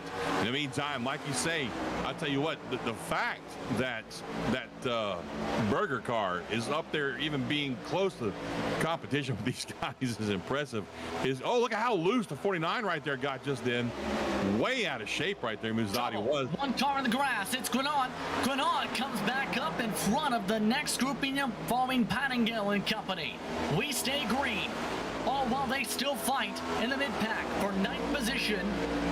Muzzatti amongst those getting himself back single file. Still in the popcorn seat. Brooker up top still. LaPenta still wrapping the bottom. That 3 car, Brooker's loving that high line. I mean, he's not losing ground at least. He's not gaining ground, but whoa, out of shape. Morton takes Rucci with, I'm sorry, the 49 car. That is Mazzotti, the pole sitter for tonight, getting collected. Caution is out, and after all the work to get back in the lead lap, disaster strikes. Him and Morton collide for the Pulse Poppers instant replay. We saw Morton getting loose a couple of times in the entry of the corners. Oh, wow. That was really a combination of one guy coming down, one guy coming up, is what it looked like. Yeah. And like I touched on earlier, when you're coming through the exit of the corners right there, especially exit of 4, that car wants to go up. It wants to go towards the wall out there. And that's what that was right there. It was just a case of the 49 trying to feed his car out as much as it could, without intentionally getting into the 9 car. But the 9 car at the same time got a little loose and came down, and that's where they met. And that's the end result was another caution. 7th caution of the night here, Justin. And we still have a long way to go, man. Still outside the window to make it to the end on gas by about 20 laps.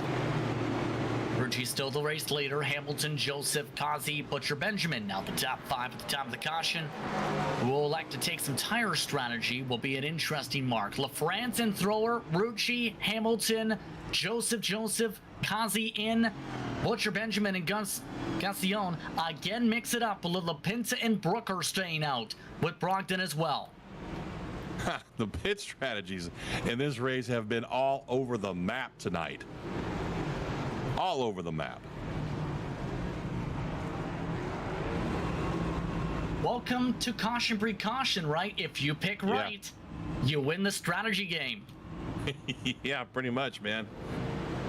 Oh, goodness gracious. Let's see, I'm going to have maybe 58 laps left when we go back to green. Give or take, around 60. Yeah, it's going to be interesting to see where this all plays out as far as fuel strategy goes. Now, we've got some guys, again, this round of pit stops at lap 138. We got 2 guys that looks like they took 2 tires. That's Kazi and Kaiser. The rest looked like they were all in long enough to take 4. Yes, indeed. Damage fixed, it looked like. I still find it intriguing, the 2-tire gambles for the track position.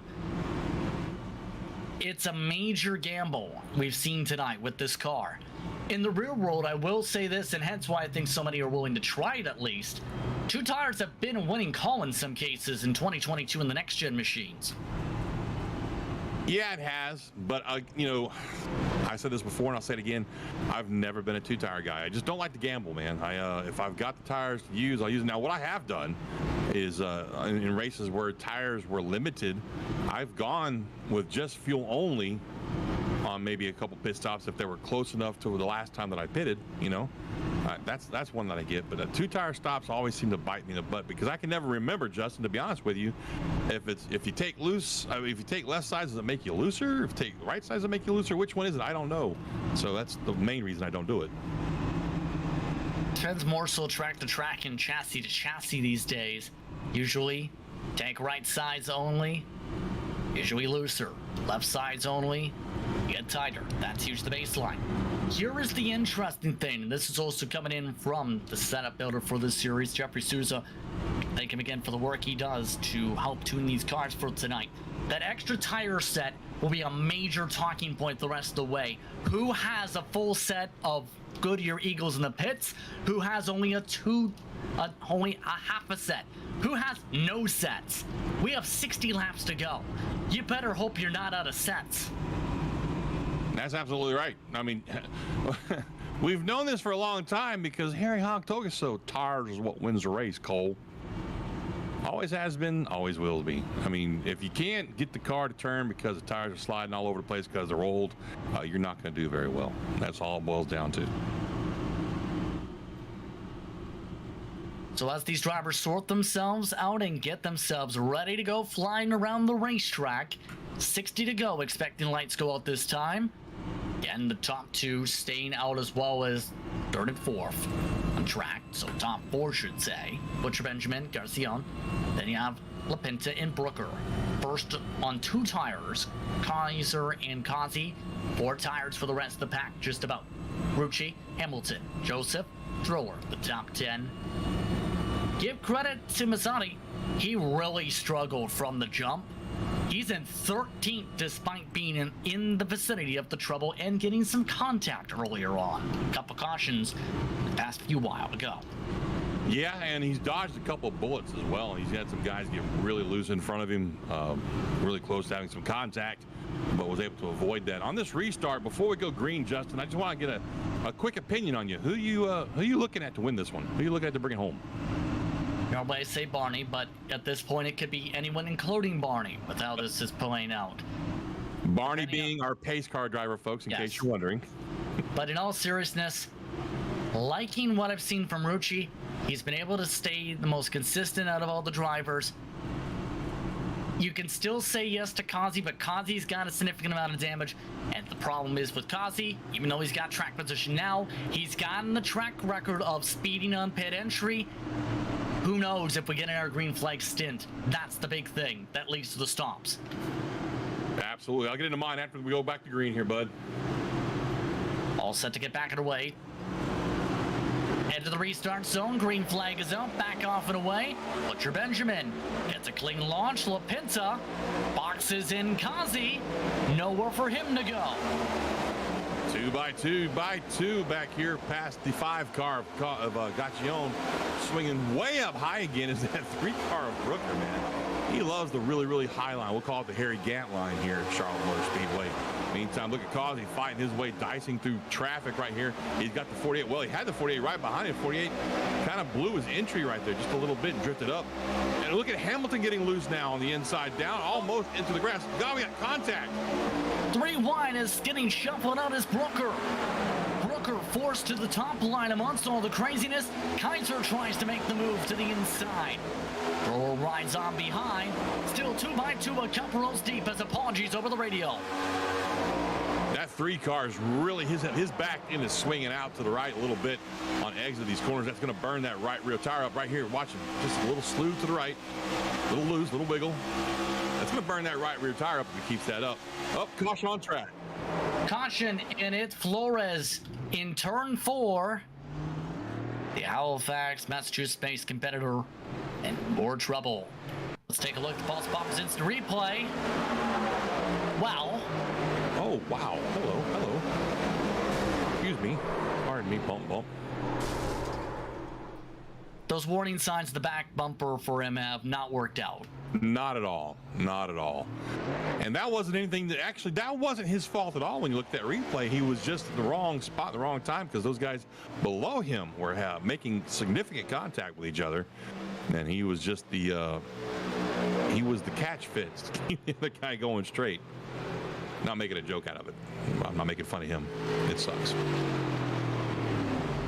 Fuel saving game's underway, you were saying. That's what I was going to say, is that these cautions are going to enable some fuel saving for these guys that are trying to play the long run with the gas right here. I tell you what, Justin, as far as picks for the race go, I think you're right with Rucci, but it's going to depend on how much time he spends fighting back here with Causey and LaPinta and these guys. And let's not count out Joseph, who has had an up and down night as well. But he's right up there in the top 10, man. Honestly, it's hard to pick one person because everybody that's up here inside the top, 8 or 10 are strong at certain points of the run, and just depends on where they're going to be stuck at on restarts and whatnot. Lucky dog is Justin Wilson. This caution, by the way. No pit stops inside the top 15. Mazzotti, the first of those who come in. Purcell and Panagale also coming in.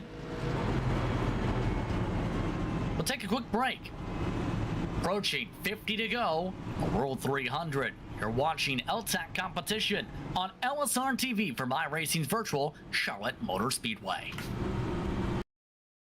There are moments that surprise and delight the mind and the senses. Introducing Sound Art, the world's first truly customizable, concealed, flat panel art speaker system. A revolutionary combination of incredible sound delivered from your most meaningful pictures. When art and technology intersect, there is a seamless blend of creativity and function. Come alive in the streetlight, pulling at the stars in the moonlight. Every time I feel you close. With SoundArt, anyone can print their own artwork or pick from numerous licensed artwork that we have. The possibilities are limitless. Enjoy beautiful and amazing sound throughout your home. The entire surface of your artwork generates incredibly robust sound. SoundArt is elegantly hidden behind a high-grade, textured canvas wrap, bringing together the best of sound and art. This innovative design allows for a truly invisible, high-fidelity sound experience without bulky speakers. For licensors and other businesses, we are capable of producing thousands of units per day. We're using the highest quality materials to give you the best product available in the market. Everywhere you look, there's always art. What I like so much about SoundArt, that you could just pair it and play. Ansia, your art never sounded so good.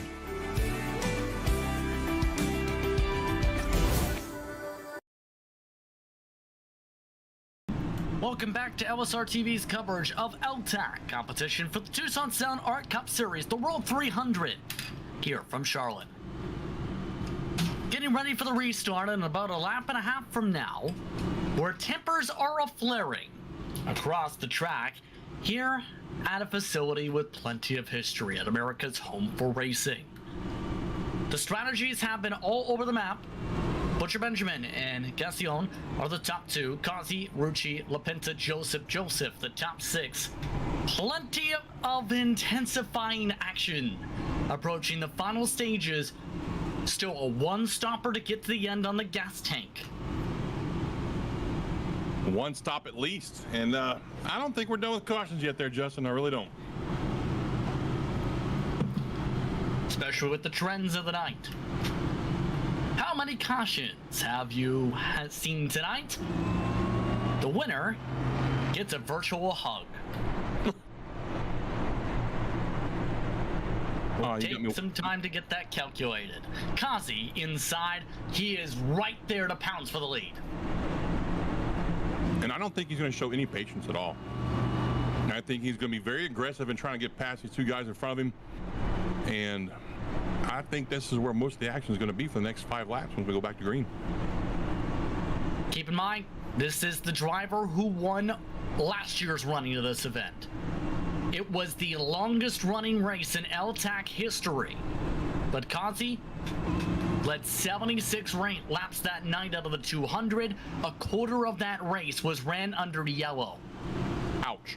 The trends are falling towards that mark. And don't forget, the closest finish became between two drivers. The crew chief apparently mentioned earlier, and Bobby Hamilton Jr., who has the qualifying record in series history. That qualifying difference, 1 second between tonight's laps. That's a huge difference, but it's also a completely different car. iRacing pace car ready to drop off. Butcher Benjamin, Gassion, top two. And we're back underway from Charlotte. Big bump draft from the 48 into the 5 right there. That'll wake you up in a heartbeat. Restart is under review according to race control. See what comes from that. Top 6 off and clean. Gassion up the track. Here comes Rucci. Kazi's up to second. Joseph holds on to the bottom line for turn 3. Kazi down low right there, kind of shuts the door on Joseph, but Joseph will not be denied as he tries to work his way back down to the inside there of the 88 car. In the meantime, the 88 car's got his sights set on Taylor Butcher Benjamin up front. Kazi wants his lead back. Bit of a drift up the track. Still up the track goes Rucci. Still trying to find things and settle things with Joseph. A hard send up the outside. Joseph paints the blue line. Tries to make it stick as Kazi gets loose. Here comes the drift. 3 wide into turn and down the front stretch back to 2. Kazi's got a wicked loose. Oh, contact, and he's turned. Gassion with the contact. Rucci back to the apron. A heartbreak for the 48. But it's not over yet. He still has 49. We got a car on the wall and they're crashing on the backstretch. Thrower is involved in this one. Caution is out as he slams the wall. Nearly gets slammed by two others as well. Pulse Poppers instant replay. Apparently this took a while. It did. He was out of shape for the entire turn. Oh, wow. LaPenta gets some iRacing luck. And from what I'm hearing, this may have developed even longer than 1 and 2. Oh, he's smoking. His car's done. That's a meatball flag, which is required damage repair. The blown motor, we'll see if he has a fast repair. But he was drifting through 1 and 2 we've seen there. Man, that is a heartbreaker for him.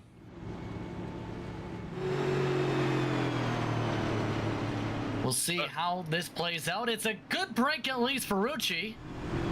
Bad news, he's at 15th. Yeah. By the way, this is caution number 9 of the race. If your guess was not 9, you did not get a virtual hug yet. The race record, 13. We're approaching that mark. I don't By the way, that was here last year. Yeah, I don't like that number. I don't like that number. What, it's lucky and unlucky? It's never been lucky for me, man. Just this week, I had to race the number 13 during an open C race and led the entire race and got taken out on the last lap by a lap car. Yay. Well, welcome to iRacing. Right? As they are getting themselves sorted out here for longest race mileage in time for L-TAC's calendar for this season. Keep in mind that there were major keys. We mentioned the patience, we mentioned energy, preservation, and being able to make sure you survive the energy levels you need for the end. Adaptability, critical from late day to full night. But one of the major things too is picking that roulette table of when do I pit? When do I take 4? When do I take 2? Do I have 4 in the end? By the way, here in the official series record is 32. The track record's 13, for clarification. Oh, 32 cautions at Martinsville. Ouch. It's Martinsville. We also have an EOL penalty given to Pattingale driving through too many pit boxes. That's one of those things we talked about top of the show, mistakes on pit road. But I mean, Pattingale's car looks like it's been through a demo derby tonight, so he wasn't really in the contention for the lead. But still, I mean, you know, penalties on pit road aren't going to help your cause out at all. You know what I find interesting is we're under caution, lap 154, with 46 laps left to go. And we talked about the pit window, Justin, being between 35 to 40 laps. How many guys do you think might try to come down pit road and top off and see if they can't push it, if they think it's going to go green the rest of the way? See if they can't push it from here to make the rest of the way on fuel? Joseph Cossi did that, so I think there's your answer. He, Brooker, Purcell, Flores, Thrower, Pattingale all gave up track position. That's where the penalty from Pattingale came in. Those drivers pit this caution to try and make it to the end. Wouldn't be surprised if they don't come back down if it's still caution breed caution. I personally hope it goes all the way because I want to see if these guys can make it. I want to see if they've got the fuel conservation skills to stretch this thing out. You know, the whole getting off really, really early, rolling through the turns, easy on the throttle to try and stretch your fuel mileage. That is some fun kind of driving when you're doing it. It's not so much fun to watch sometimes, but doing it is a challenge and it's fun. It's been fun. And fun. Some. Absolutely. By the way, we mentioned the race from Kansas. The Sousa Media driver of the race from Kansas. Want to give a shout out quickly to the driver who was involved in the last caution, Hunter Thrower. He's lived up to those hypes a little bit tonight. Last caution was the low of his night, but on the bright side, he had a fast repair. He's got the cleanest car in the race now. We'll see how long that lasts. He'll be starting 19th. I see Logan Hamilton's car back there. It's engaging in stealth mode quite a bit. It looks like it's going to level out right here through the turns, though. Here's how the field stacks up again. Butcher Benjamin, top off. About 13 laps before much of this pack. He's the control car. Joseph, 4 tires, 17 laps ago this time around. Second, Hamilton pit with Joseph. He's in third. Gassion, he was amongst those in trouble earlier on, moments ago. He is in fourth. Kaiser, fuel only during the caution 17 laps ago. Fifth, LaFrance, 4 tires during that caution as well. Morton, here is the driver to watch on the freshies up at the front.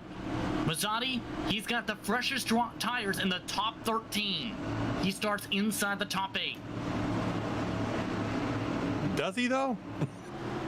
According to time, he keeps dropping back a little bit. Oh, here we go, Justin. Either way, he's towards the outside. Green flag is out, off and away. Butcher Benjamin gets just clear of Joseph by the line. But not the huge jump that we've seen all night on restarts on the leader, which means that he's right there kind of, oh, look at the way the 5 car washed up right there. Big slide on the 5. Oh, we got a caution on track. And it's at the back of the pack. Our rookie, Nathaniel Ames, off track. The luck of the draw does not go the way to 40, and Pulse Pop presents the replay will show who got into him. It's one Hunter Thrower. Oops. See what you did, Justin? There goes the faster pair. Yeah, there goes. That was already used. Oh, goodness.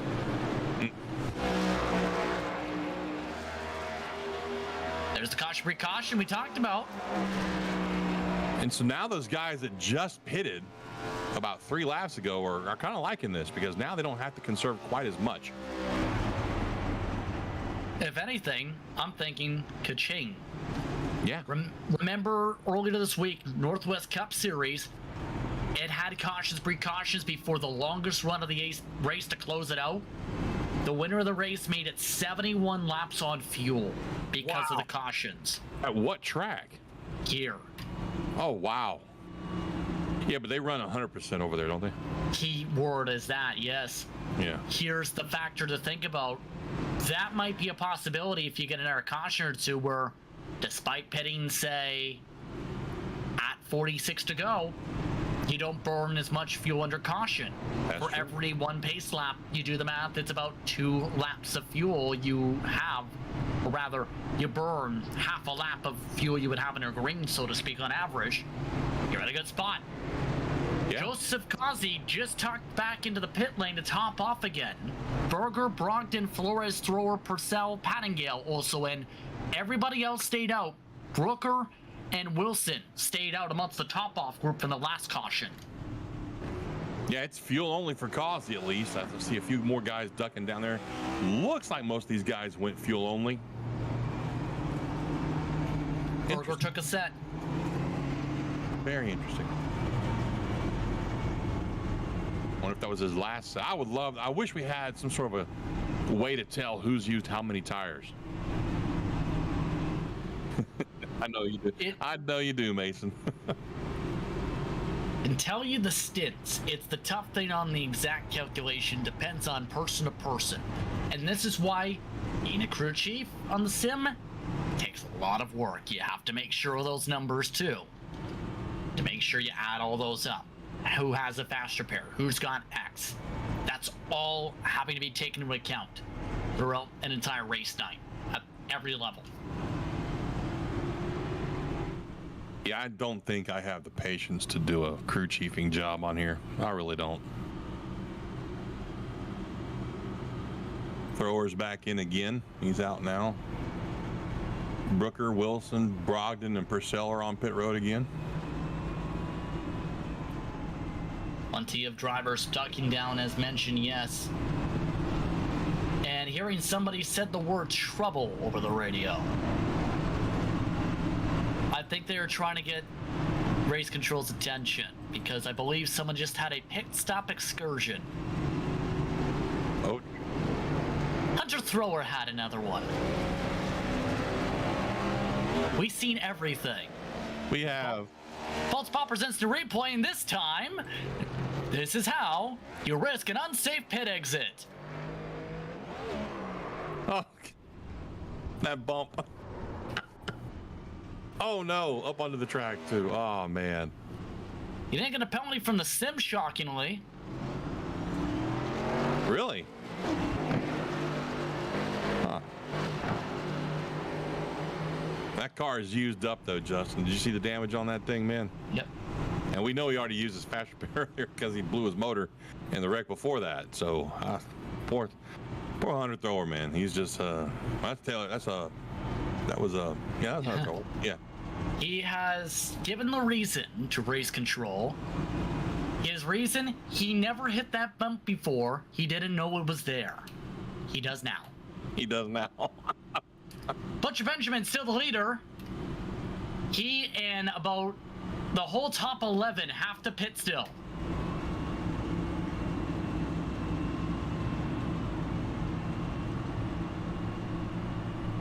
Tough situation for some of these cars track position wise. Now, you know, knowing that, and I'm pretty sure Causey's got a pretty good idea of who still has to pit for, you know, that last fuel stop. I wonder how hard he goes right here. Or does he just bide his time? What do you think? At this point, you have 40 to go. You have time to make the passes, you'd have to think. Or you can take the route some people like to take and say, I want my passes done in the next 3 laps. Yeah, we'll call those the aggressive drivers. What's your preference? If I've got a car and speed as fast as we've seen Causey tonight, and you know, I know that these guys, at least 10 of these guys up from me, have to pit eventually. I'm gonna just take it easy, man. I'm not gonna be very aggressive. Now, I'm not gonna want to give up any spots. I can tell you that right now. But I'm not gonna want to be very aggressive in moving forward. I want to save my tires just in case, by some miracle, this thing goes green the rest of the way. I want to be there at the end. I want this thing as fast as it'll be at the end. So that's just me, though. I'm not a very aggressive driver. Not 40. Yes. 40 to go. Butcher Benjamin inside. Joseph outside. Green flag back up in the air. Another good launch for the number 1. Great start for the number 1 car right there. Butcher Benjamin. Not a big lead, though. He's got some hungry guys behind him. Joseph on the outside. Logan Hamilton on the inside. There's a fight right there for second. Hamilton's going to clear him coming out of turn 2. Bottom line, still the preferential line. Still, some drivers sorting themselves out. Lozani amongst those. Remember, he's got fresher tires than some of the others. He clears on by the 24. Following on behind, Morton looking to follow his draft. Causey boxed into the back of the pack. Causey making a move now on the 81 of Tyler Granat right there. And we have a fight for the lead on the outside. Hamilton trying to make it work on the outside to get by Taylor Butcher Benjamin. Not going to do it. Going to have to fall in behind him going down the backstretch into 3 and 4. Logan Hamilton trying to charge his way around to the point. Butcher Benjamin has struggled through 3 and 4 in these situations. Can he still hold on for the next little bit? He needs to pit for the next 5 to 10 laps. Here comes Hamilton with the draft. Not close enough for the Senyen of the 1 car. Hamilton in that Tucson Sound Art sponsored 12 Toyota Camry. Wow, getting right up on the left rear corner of that car. He's going to make the move down the backstretch on the inside, going down into turn 3. We'll see if he can't seal the deal right here and move out in front of that 1 car as they go through 3 and 4. Looks like he's going to clear him, Justin. Logan Hamilton back to the point to the number 12 from Indian Trail, North Carolina. He looks to try and pull off and away. Meantime, we're looking at Causey back here still in 9th place. He's moved up a couple of spots since that restart, but still not really aggressive on this. Kind of like I figured. That's about the way I'd run this thing. He's going to try and move forward, I think, Justin, as much as he possibly can over the next few laps, but not overly, aggressively, and not wear those tires down. As we see the car right in front of him, Barret Morton get a little bit loose, causing him to check up. He's going to make the move on the inside to pass up Morton in the 9 car. Move Causey now up to 8th place. Still the first driver on his strategy in those, topping off several times into the cautions. Zani with a bit of fresh rubber up in front of him. That will be an important position to make a move on. And that next grouping, speaking of next grouping, Rucci side by side, LaFrance on the outside, trying to sort things out. Once again, that's 7 in the 5, both attached to the hip, it seems, tonight. Yeah, we've seen them bumping and banging all night long. Meantime, down low, guy who's been looking for some change of luck lately, Matt Rucci down on the inside. That's her point leader. Wow, 5 really out of shape on exit 2 right there. I am sure that woke Matt up right there. Joseph up to second.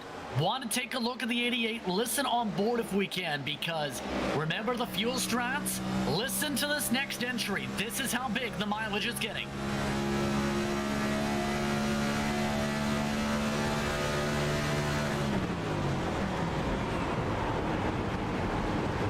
Is out as he hits the clutch.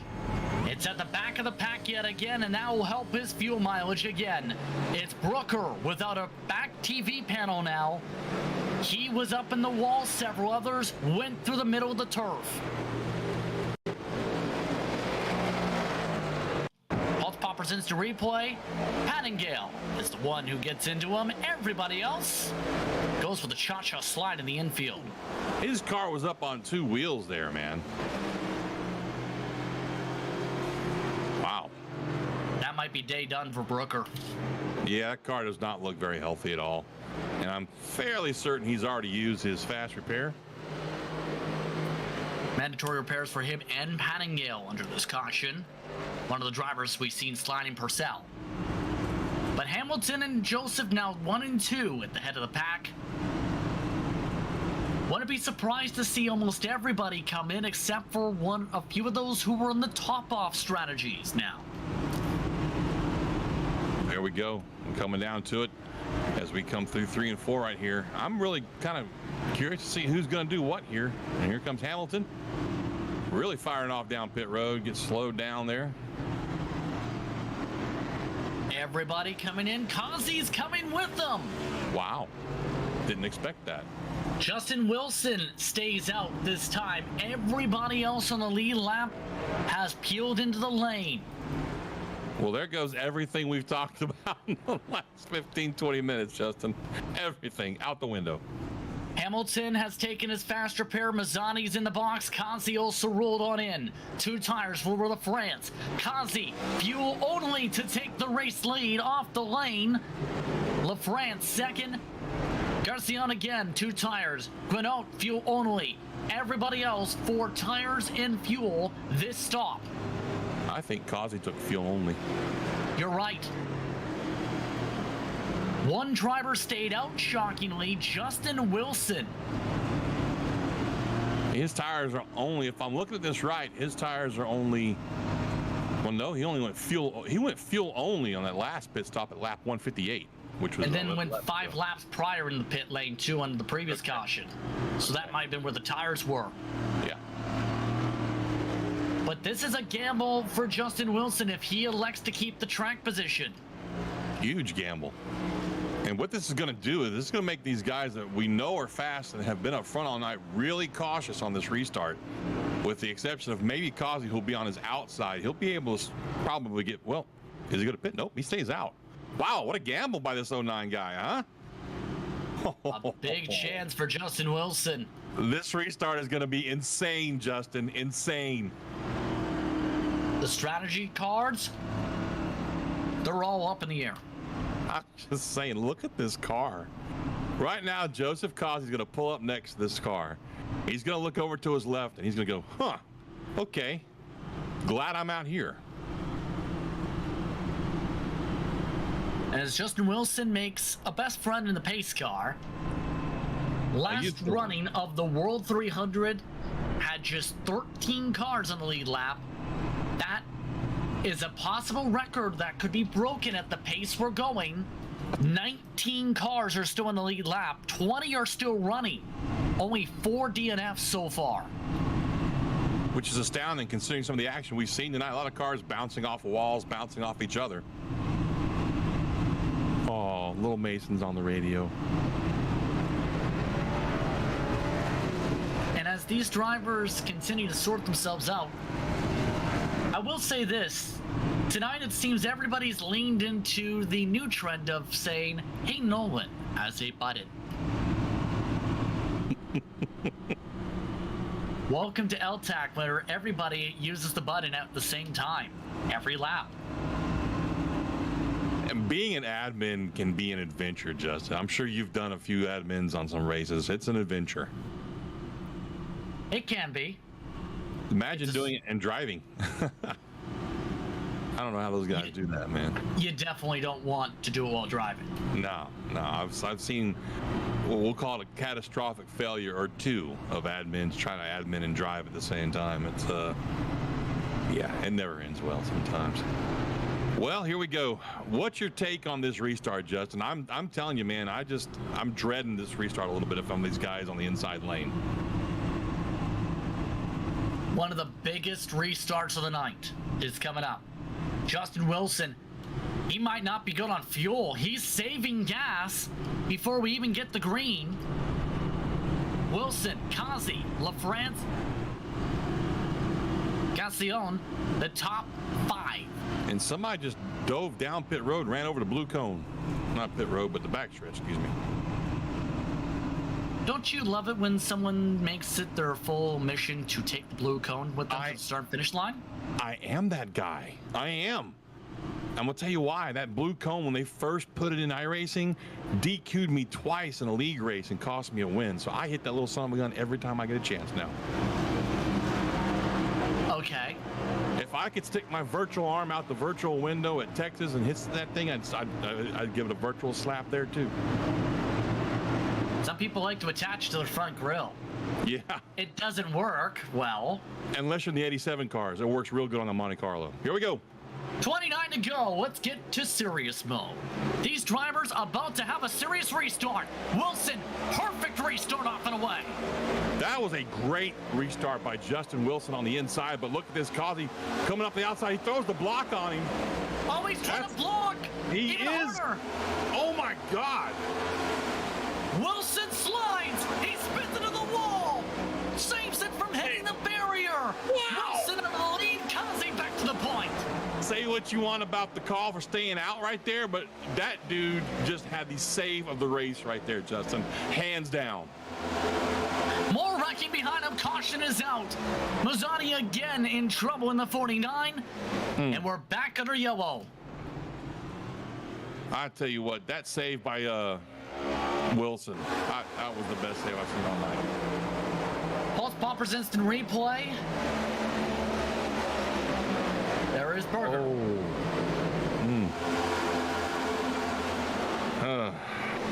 Oops. Might need another look from a helicopter. Yeah, if we've got that, Mason, can we get another view from up high? Well, I'm pretty sure Mason has that. Does the helicopter feel like flying? Let's take a look again. Yes. Watch how close this is.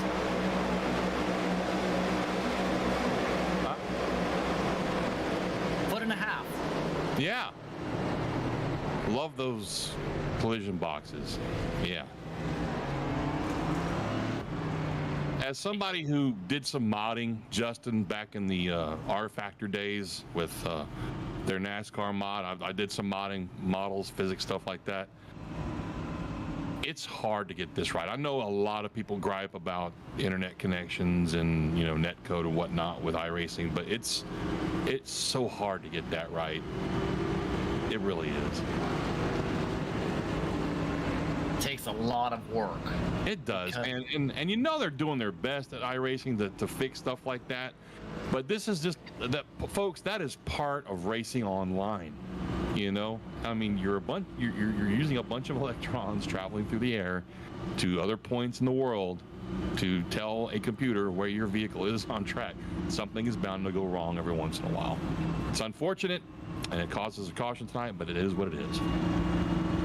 But hey, oh, I'm sorry. Go ahead.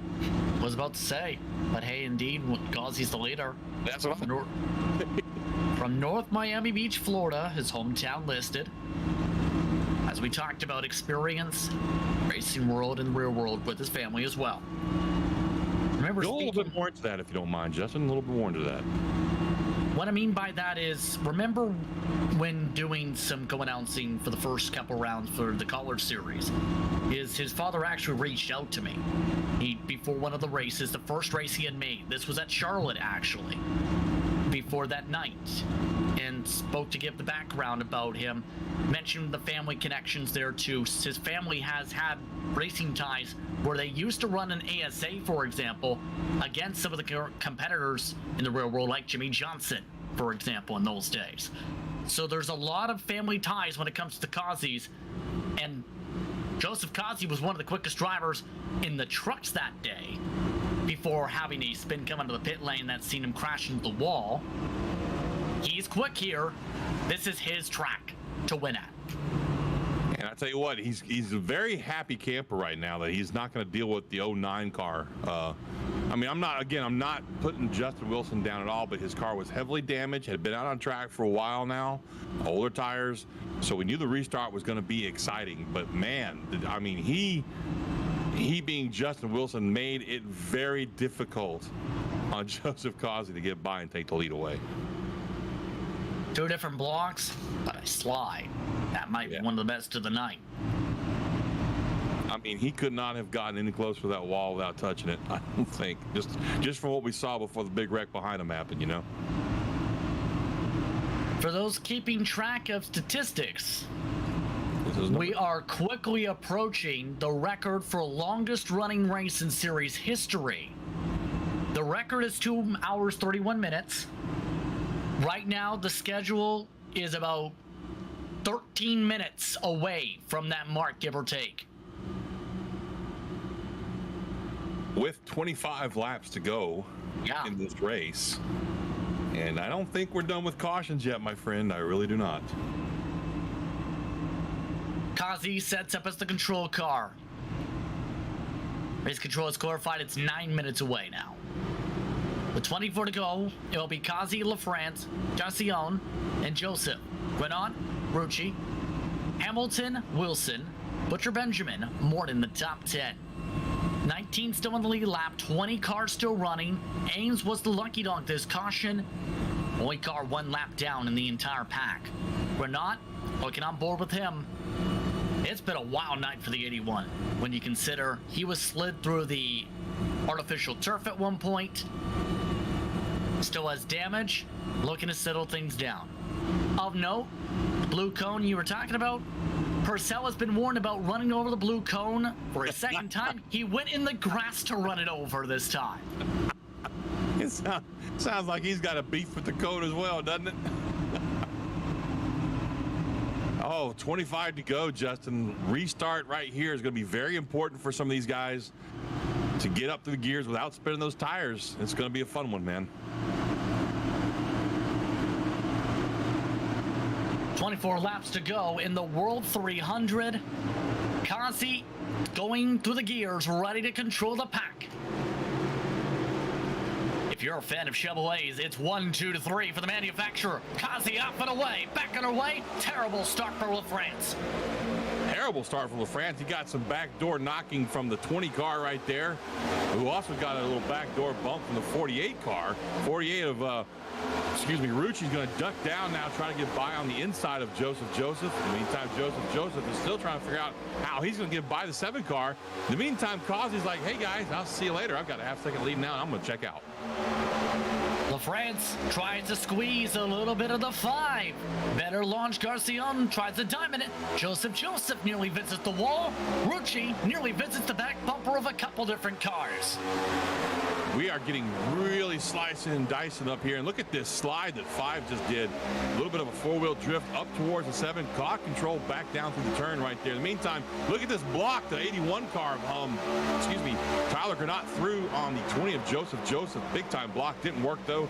He was already down there. Joseph was already down there making the pass now, or trying to. Going to try and make this to the dog leg. And he's got the 48 right there on his back bumper. He's going to try and squeeze through and take that spot away from the 81 as well. Not in a good spot. Still trying to use the outside line to his advantage. Not gonna work. Joseph, more grip. Behind them, the battlewing settling down a bit. Here is Wilson. Back up to 9th after his slide. He didn't take any tires during the caution. He's fighting hard with Butcher Benjamin for 8th. Buddy with Butcher Benjamin in the 1, and right behind them, Barret Morton in the 9 car. Morton's had an exciting evening tonight. Been off the wall a couple times, through the grass a couple times. His car is showing the wounds from those incidents. He's right up here in the top 10, fighting with spots. The 09 of Wilson and number 1 of Butcher Benjamin. Butcher Benjamin again nearly to the wall. Wilson gives him out 1.5 miles of space. The outside as the result goes Morton. Morton passes by him. Morton gets passed back nearly as he nearly visits the wall. Contact again. They slide to the grass. One more in Hamilton to the grass. A spin through the infield goes the 09. No caution yet. We stay green. As two more join them. Whoa! And it's Ames into the barrels. Holy smokes. Wow. Pulse Poppers Instant Replay. There's a few different spots to look at. 3 different packs of cars slid through the grass. This is why we've seen those ladder cars burger hard on the wall. It's hits like that that make me glad this is a simulation. You had Hamilton in the grass. You had the 2 we've seen on screen in the grass. Then the 2 who were behind that crash for Berger in the grass. Ames might be done for the night with that crash into the barrels. Kazi was leading by almost a full second before that caution. Man, and this is going to line them up for another restart. And I mean, there's a little bit of history between Justin and Kazi. We've talked about this before in other broadcasts. You know, Kazi races a certain way that Justin doesn't really appreciate too much. So it's going to be interesting to see how this is. Oh boy, look at the mix-ups. This could be huge. Kazi. Did he make the line? Yes. Kazi and LaFrance in for tires. Nobody else coming in. Kazi is now might having. You're right about the line possibility. Will that be something looked at if it was in the commitment line? He did make the blue line. Kazi did. I meant the guy behind him. Whoever that was behind him looked like he did not catch the commitment line at all. That was LaFrance. Yeah, LaFrance was over the commitment line possibly. That's gonna hurt if that's a penalty. I think, is that under green or can he serve it during the yellow? It is confirmed. EOL number 7, LaFrance commitment line violation. So on top of the pit call, he'll lose any other track position from the sequence. Yep. And Kazi did take 4, just to confirm that, folks. Kazi did take, I'm guessing, his last set of tires, Justin? Based on the times, yes, he and LaFrance take tires. Justin Wilson does as well. Oh, and this is oh boy. And it's gonna put these two right there on track with each other. Right next to each other. Oh yeah. This won't be entertaining at all. 17 to go this time around. And you mentioned racing tight with each other. People close specifically. Here's the thing. You kind of need to, in some cases, if you have to defend, race close. You don't want to give them a car length and half space. That's opening up the door for everybody else to say, you're giving me free spots. Yeah, exactly. I'm gonna be honest with you. I'm questioning this pit move by Kazi. He was fast prior to this caution coming out. Was turning a tenth faster than anybody on track behind him. So I don't understand. It's especially with what we've seen going on in the back, Justin, on these restarts, mid-pack on back with all the beating and banging going down through the grass and everything. I'm just really questioning this pit stop. 14th spot is where Kazi will restart. With 16 to go this time around, green flag, like we have 15 to go. And he's got some fast cars between him and the front. I mean, it's not like the guys in front of him are slow and busted up cars. These are some fast guys up front. So Like I said, I'm thinking he might have just gave the win away. Damon Purcell just got another warning for going into the grass to run over the blue cone from his competitors.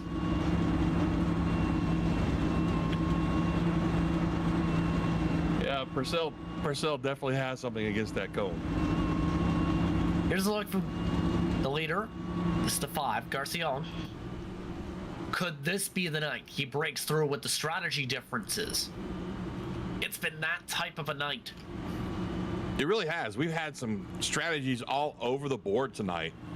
2 tires, no tires, fuel only, this, that, and the other, and odd times of the runs too. I mean, really odd times of the runs. So, and the guy who I really thought was going to pull the win off tonight, Joseph Causey, man, I just, again, one more time, I question this decision. Come down pit road this late in the race with this few laps left and this many fast cars left in front of him. Here's the crazy thing, that 88 hasn't won yet this season. His best finish, second Daytona Road Course and Darlington and Nashville. Getting ready for the restart. Everybody's now fighting to hit the blue cone. Logan Hamilton has taken the pleasure away from Purcell. That's funny. Oh, that poor blue cone. No respect at all, man. Garcion, Joseph, Rucci, Granat, Hamilton. The king of blue cone this time. Butcher Benjamin, Brogdon, Kaiser, the top 8. Mazzani, despite being involved in an incident about 10 laps ago, was in the top 10 for the restart, while the pizza underneath him for 9. Fresh tires, 14 on back. Go ahead. Oh, that's what I'm saying. Our man Causey, 14th back there. Justin Wilson, 15th. These guys all have fresh tires. Wilson, Flores, Morton, and the France. And this is going to be an interesting restart. Here we go, Justin. To the Toyota restart zone. Green, green, green. 15 to go. Joseph does not go. I don't know what happened there, if he didn't shift or what, but he really held up. The 81 who zips down in front of Hamilton right there. Wow, what a move.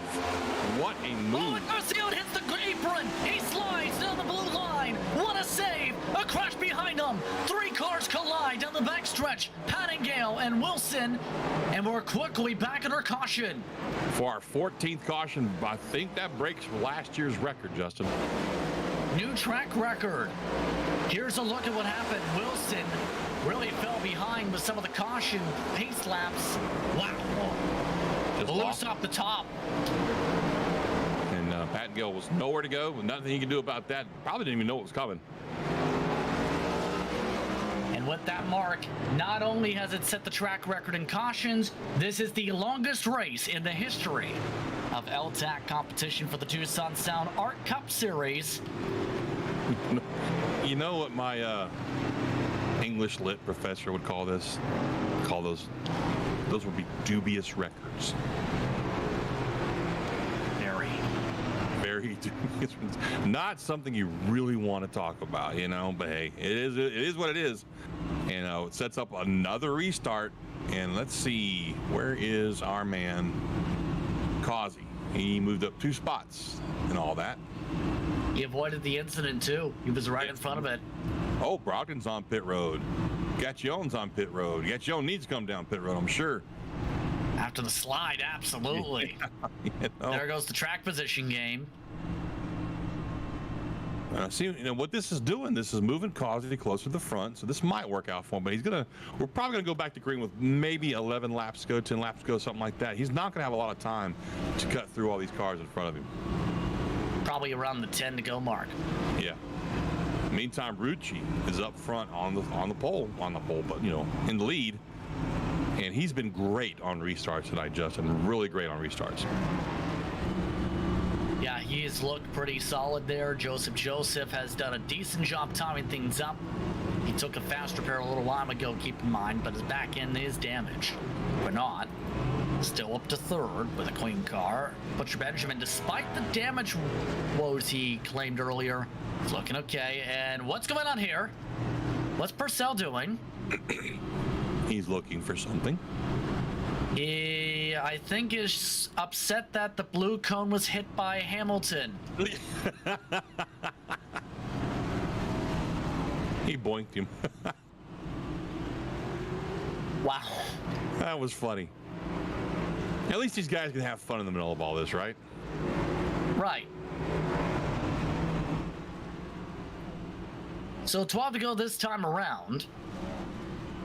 Fresh tires, 10th, 12th, 13th, 15th, and 16th. Frank Flores just had to fix mandatory damage repairs. He did get enough fixed, though, to stay running in the race. So we still have 18 running. Flores, though, the engine is not sounding good in the 23. Got a bit of a miss, does it?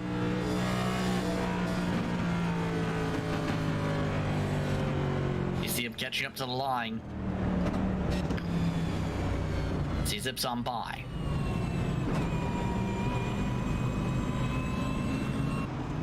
Blue cone games for the World 300 are about to get started. Joseph gets the cone this time. You know they're all doing that just to piss off Purcell. Apologies for the language, but Purcell didn't get the Right. chance to touch the blue cone. Anger him.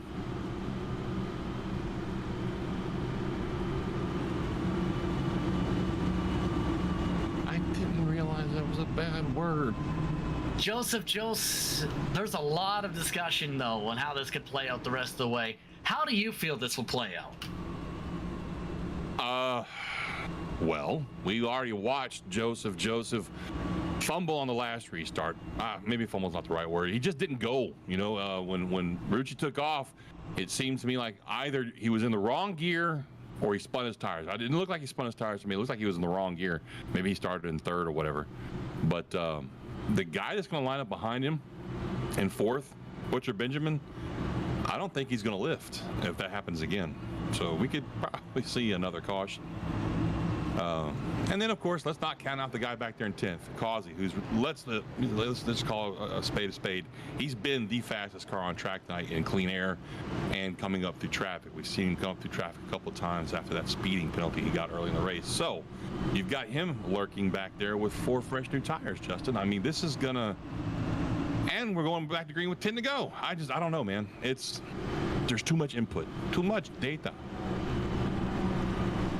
See if we get a little bit more data added in. No one wants the blue cone. Oh, Thrower does. And he missed it. He missed it. He's swift. Is that the word? That's not the word. What's the word? It wasn't smooth. I don't even know. He missed. That's all I know. All that effort for missing the cone. We're having fun for the World 300. The drivers are having fun. Everyone is having fun. Some of them in different ways. Some of them in more aggressive ways. Some of them having a wrestling match over a blue cone. Rucci looks to fight for a race win with Joseph at the front. Keep an eye on the drivers in the mid-pack. Causey starting 10th for this restart. He has been electric in the later stages of tonight. To the Toyota restart zone again. Green flag up on the stand, back on a wide. Joseph, a touch bit of tire spin. Just again, same thing he did last time by. This is going to allow Rucci to get to a good lead, but it's going to let Granat get down on the inside of Joseph right here. See if he can hang on to it. Oh, a lot of cars trying to block the path of Causey. Lots of trouble down the back for him. 2 by 2 in front. He is sworn by cars. To the bottom he goes. LaPinta up the track. Causey tries to avoid touching him. A bit of a holdup as a result. 9 to go. 9 to go, and Causey trying to make his way through all this traffic. Move him up to 8th now. 7 cars between him and Rucci. Meantime, Rucci out front by 0.2 of a second over Joseph. It's kind of calmed down up front just a little bit there. Logan Hamilton, meanwhile, up to 3rd. Breakaway for the top 7. Next car behind is Causey. Here's a look at Mazzotti, side by side for 6th. Kaiser with a bad bobble. Kaiser with a little bit of a wiggle right there. It's going to let Mazzotti make his way by him in that 49 car. You talk about a guy being up and down all night. Mazzotti's had good luck. He's had bad luck tonight, but he looks like he's got things kind of straightened down. In the meantime, Causey's still trying to make his way up through traffic. And he's putting the moves on the 24 car right now of Kaiser to move him up into 7th now. Still 1.9 seconds behind our leader with 8 to go. This is Rucci's race to give away if he wants to. He's got a nice little 0.2 of a second lead over Joseph, Justin, and Hamilton back there about a second off. Up into the head of this grouping, 4th. Battling it out. Butcher Benjamin on the bottom. Grenat still trying to make the top work for the pass. Doesn't. Causey now in the draft of them. Grenat tries to switch it up. Can't get inside of the 1. Oh, we got a great fight right here between Butcher Benjamin, Grenat, and Mazzotti, and now put Causey up in here in this fight. He's right there on the back door of the 49 car. He's trying to figure out which way to go here. 6 to go as we come across the line. Rucci has moved his lead out now to about a half a second over Joseph. Joseph, I think what it's going to take for Joseph Causey to win this race, it's going to take another caution and him not being in it. As we watch now on board with Joseph Causey on the outside of Tyler Grenat. He makes that move, put him up to 6th now. And now he's got his eyes set on that 49 car, trying to get by him as quickly as he can. Mazzotti race high 5th from the start of the event. He has been in the teens all night. Behind them, a squeeze. Thrower pushes Gassion into the grass, trying to hold on to 10th. Right now, it's no give, excuse me. It's all take what you can. No mercy to anybody out here on the track with you. As we watch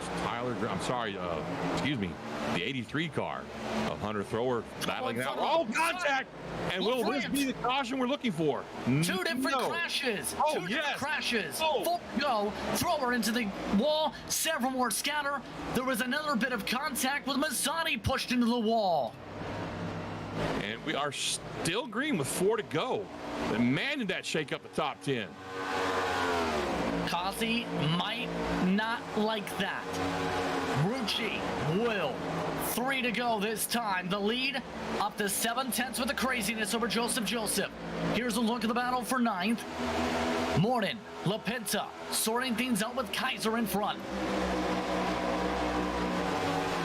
Man, that was some intense action right there. And all that did was give Rucci a bigger caution right there over Joseph. He's now got 7/10. In the meantime, Causey's all over the back door of the 1 car.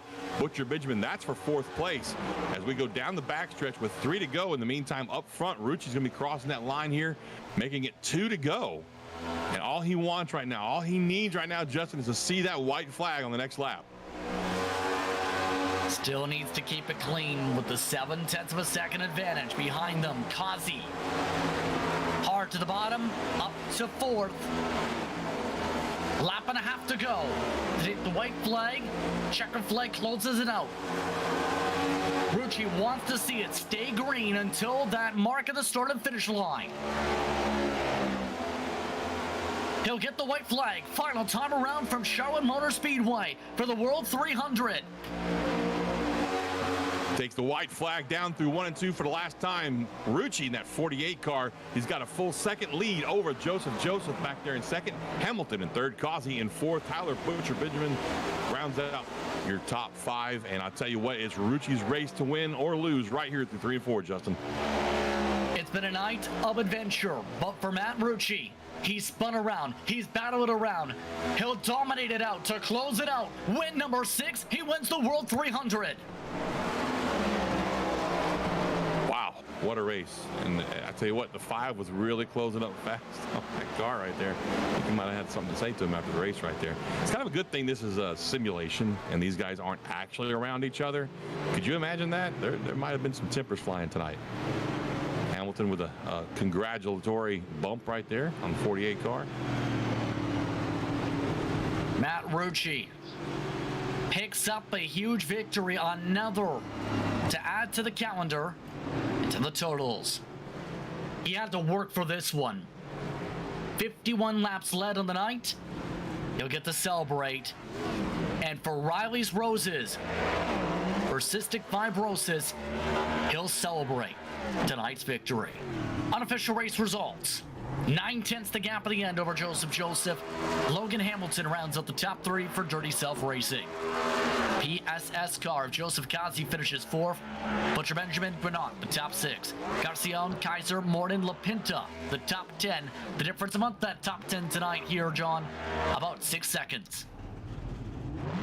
6 seconds is actually a lot here at Charlotte Motor Speedway. Stefan Purcell playing with his blue cone back there, came home 11th.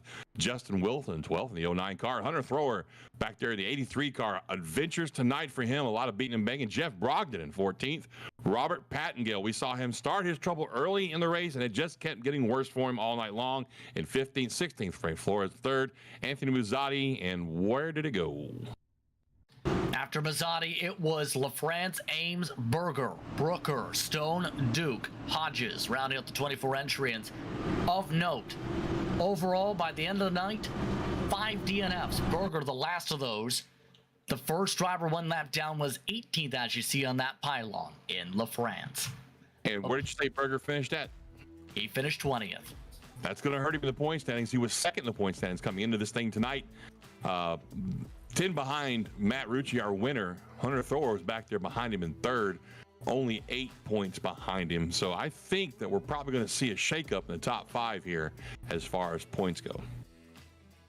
Plenty to discuss when it comes to our top drivers tonight. In fact, some of them are already standing by from the virtual victory lane here at Charlotte Motor Speedway. Matt Rucci picked up the victory tonight. That picks him up a chance to join us here in the virtual broadcast booth in the number 48. For Raleigh's Roses and Cystic Fibrosis, you pick up win 6. How do you feel? Yeah, man. This race was something else. You know, it's just a lot of cautions. You know, just a long race in general. You know, 300 miles, 200 laps here at Charlotte. But you know, the racing was good. The car felt good. The setup was pretty good. It a little loose off the corner, but the car was a lot of fun. I felt like it provided good racing. So overall, it was a fun race when it was green, but it is what it is. Well, Matt, I'm sorry, go ahead. No, go ahead. You go ahead. All right. Matt, I was just going to say, you've had some ups and downs tonight. At what point did you actually think that you might have a shot at the win? And did that change how you drove the car at that point? Yeah, I mean, I made some few mistakes there, here and there. Got myself turned a few times, but you know, it's part of it. So, you know, at the end of the day, we had a fast press, so I just went out there and drove it as hard as I could after wrecking it 2 times or whatever. But you know, this is what you got to do. You just got to flush it out of your brain and go at it. Well, it's a special paint scheme too with tonight. We talked a bit about the charity and the donations being raised by Barret Morton, Raleigh's Roses for Cystic Fibrosis.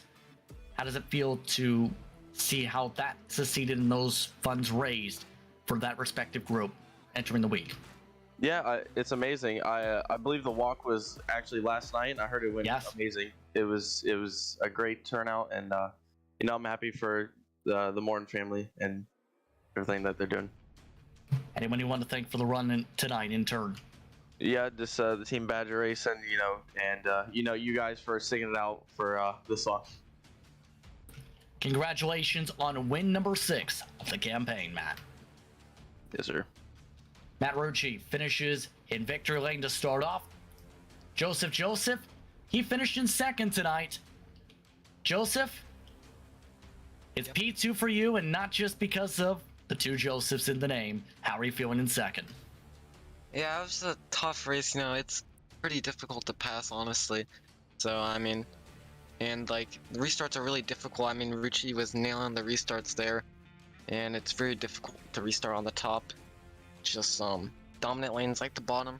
But, I mean, overall, it was a pretty good race. I was glad to be competitive. I took a break from iRacing for a while, and glad to come back and still be competitive, so.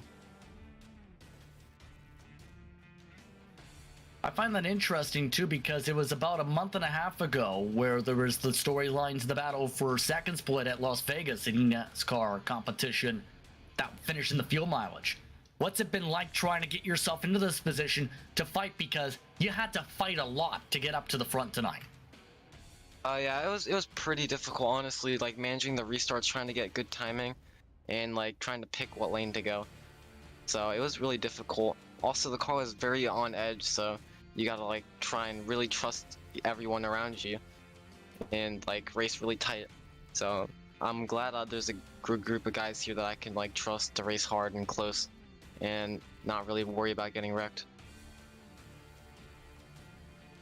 Now, you mentioned taking a bit of the break prior to tonight. Your previous start, for reference, was Red Bull Nationals Circuit. That was a third place after the victory most recently at Phoenix. Now, as the series heads towards Memorial Day weekend, that gives a bit of a breather for drivers.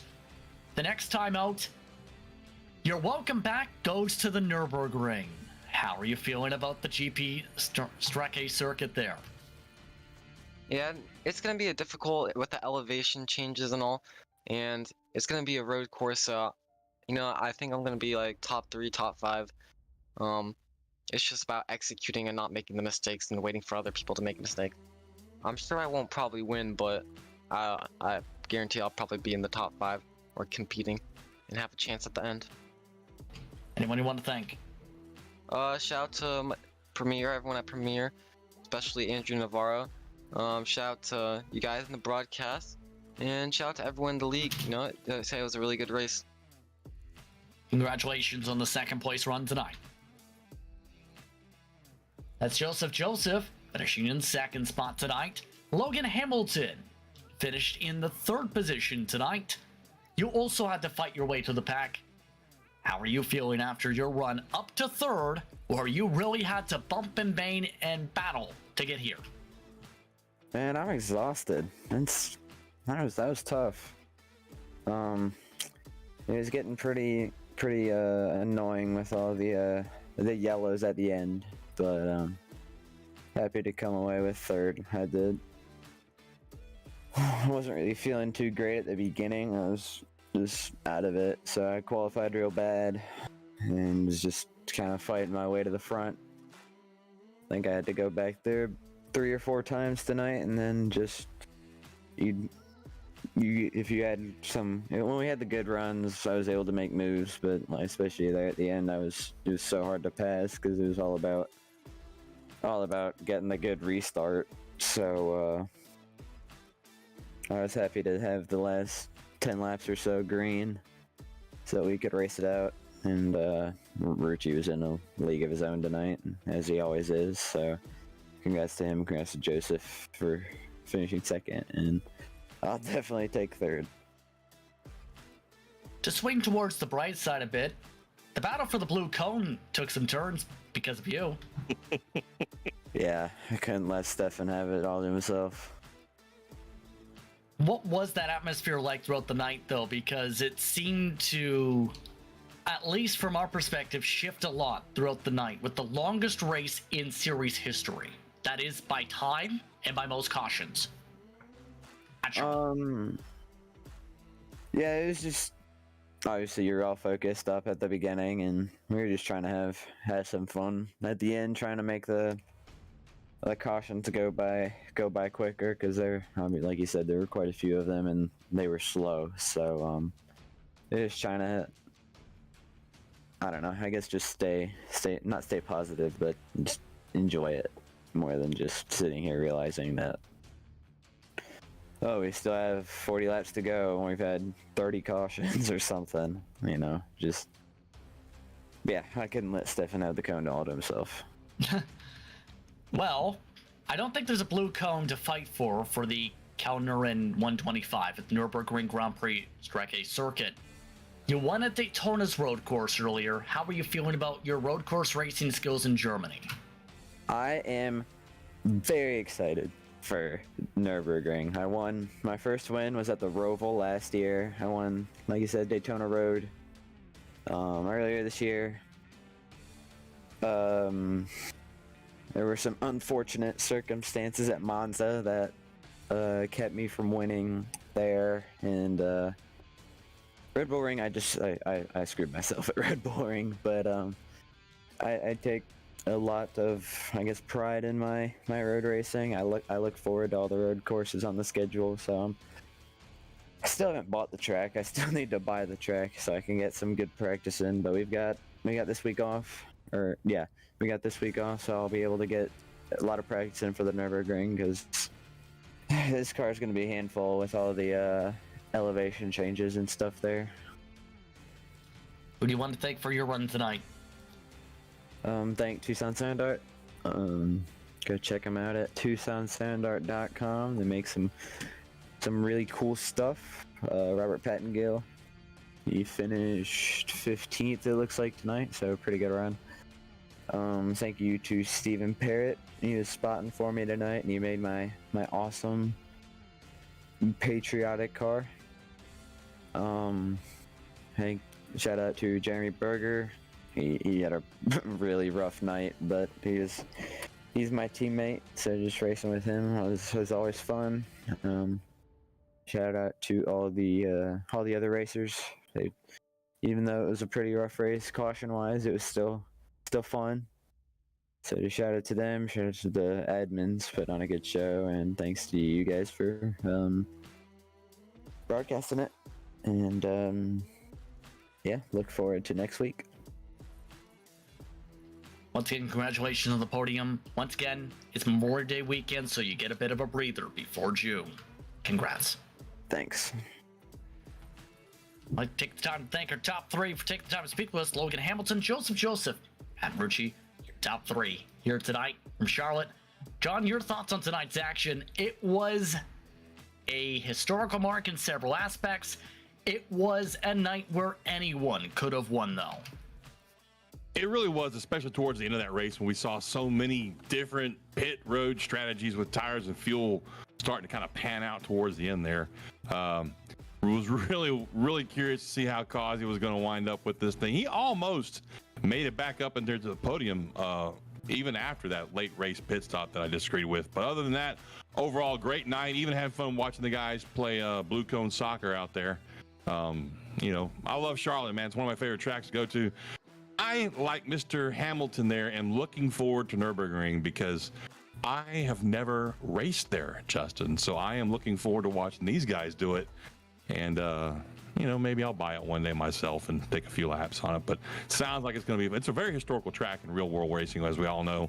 A lot of action, a lot of things have happened at Nürburgring over the years. And, you know, we've never seen a cup car there in real life, but we're about to see it happen in sim racing. So I'm looking forward to it, bud. Had a great time working with you tonight, too.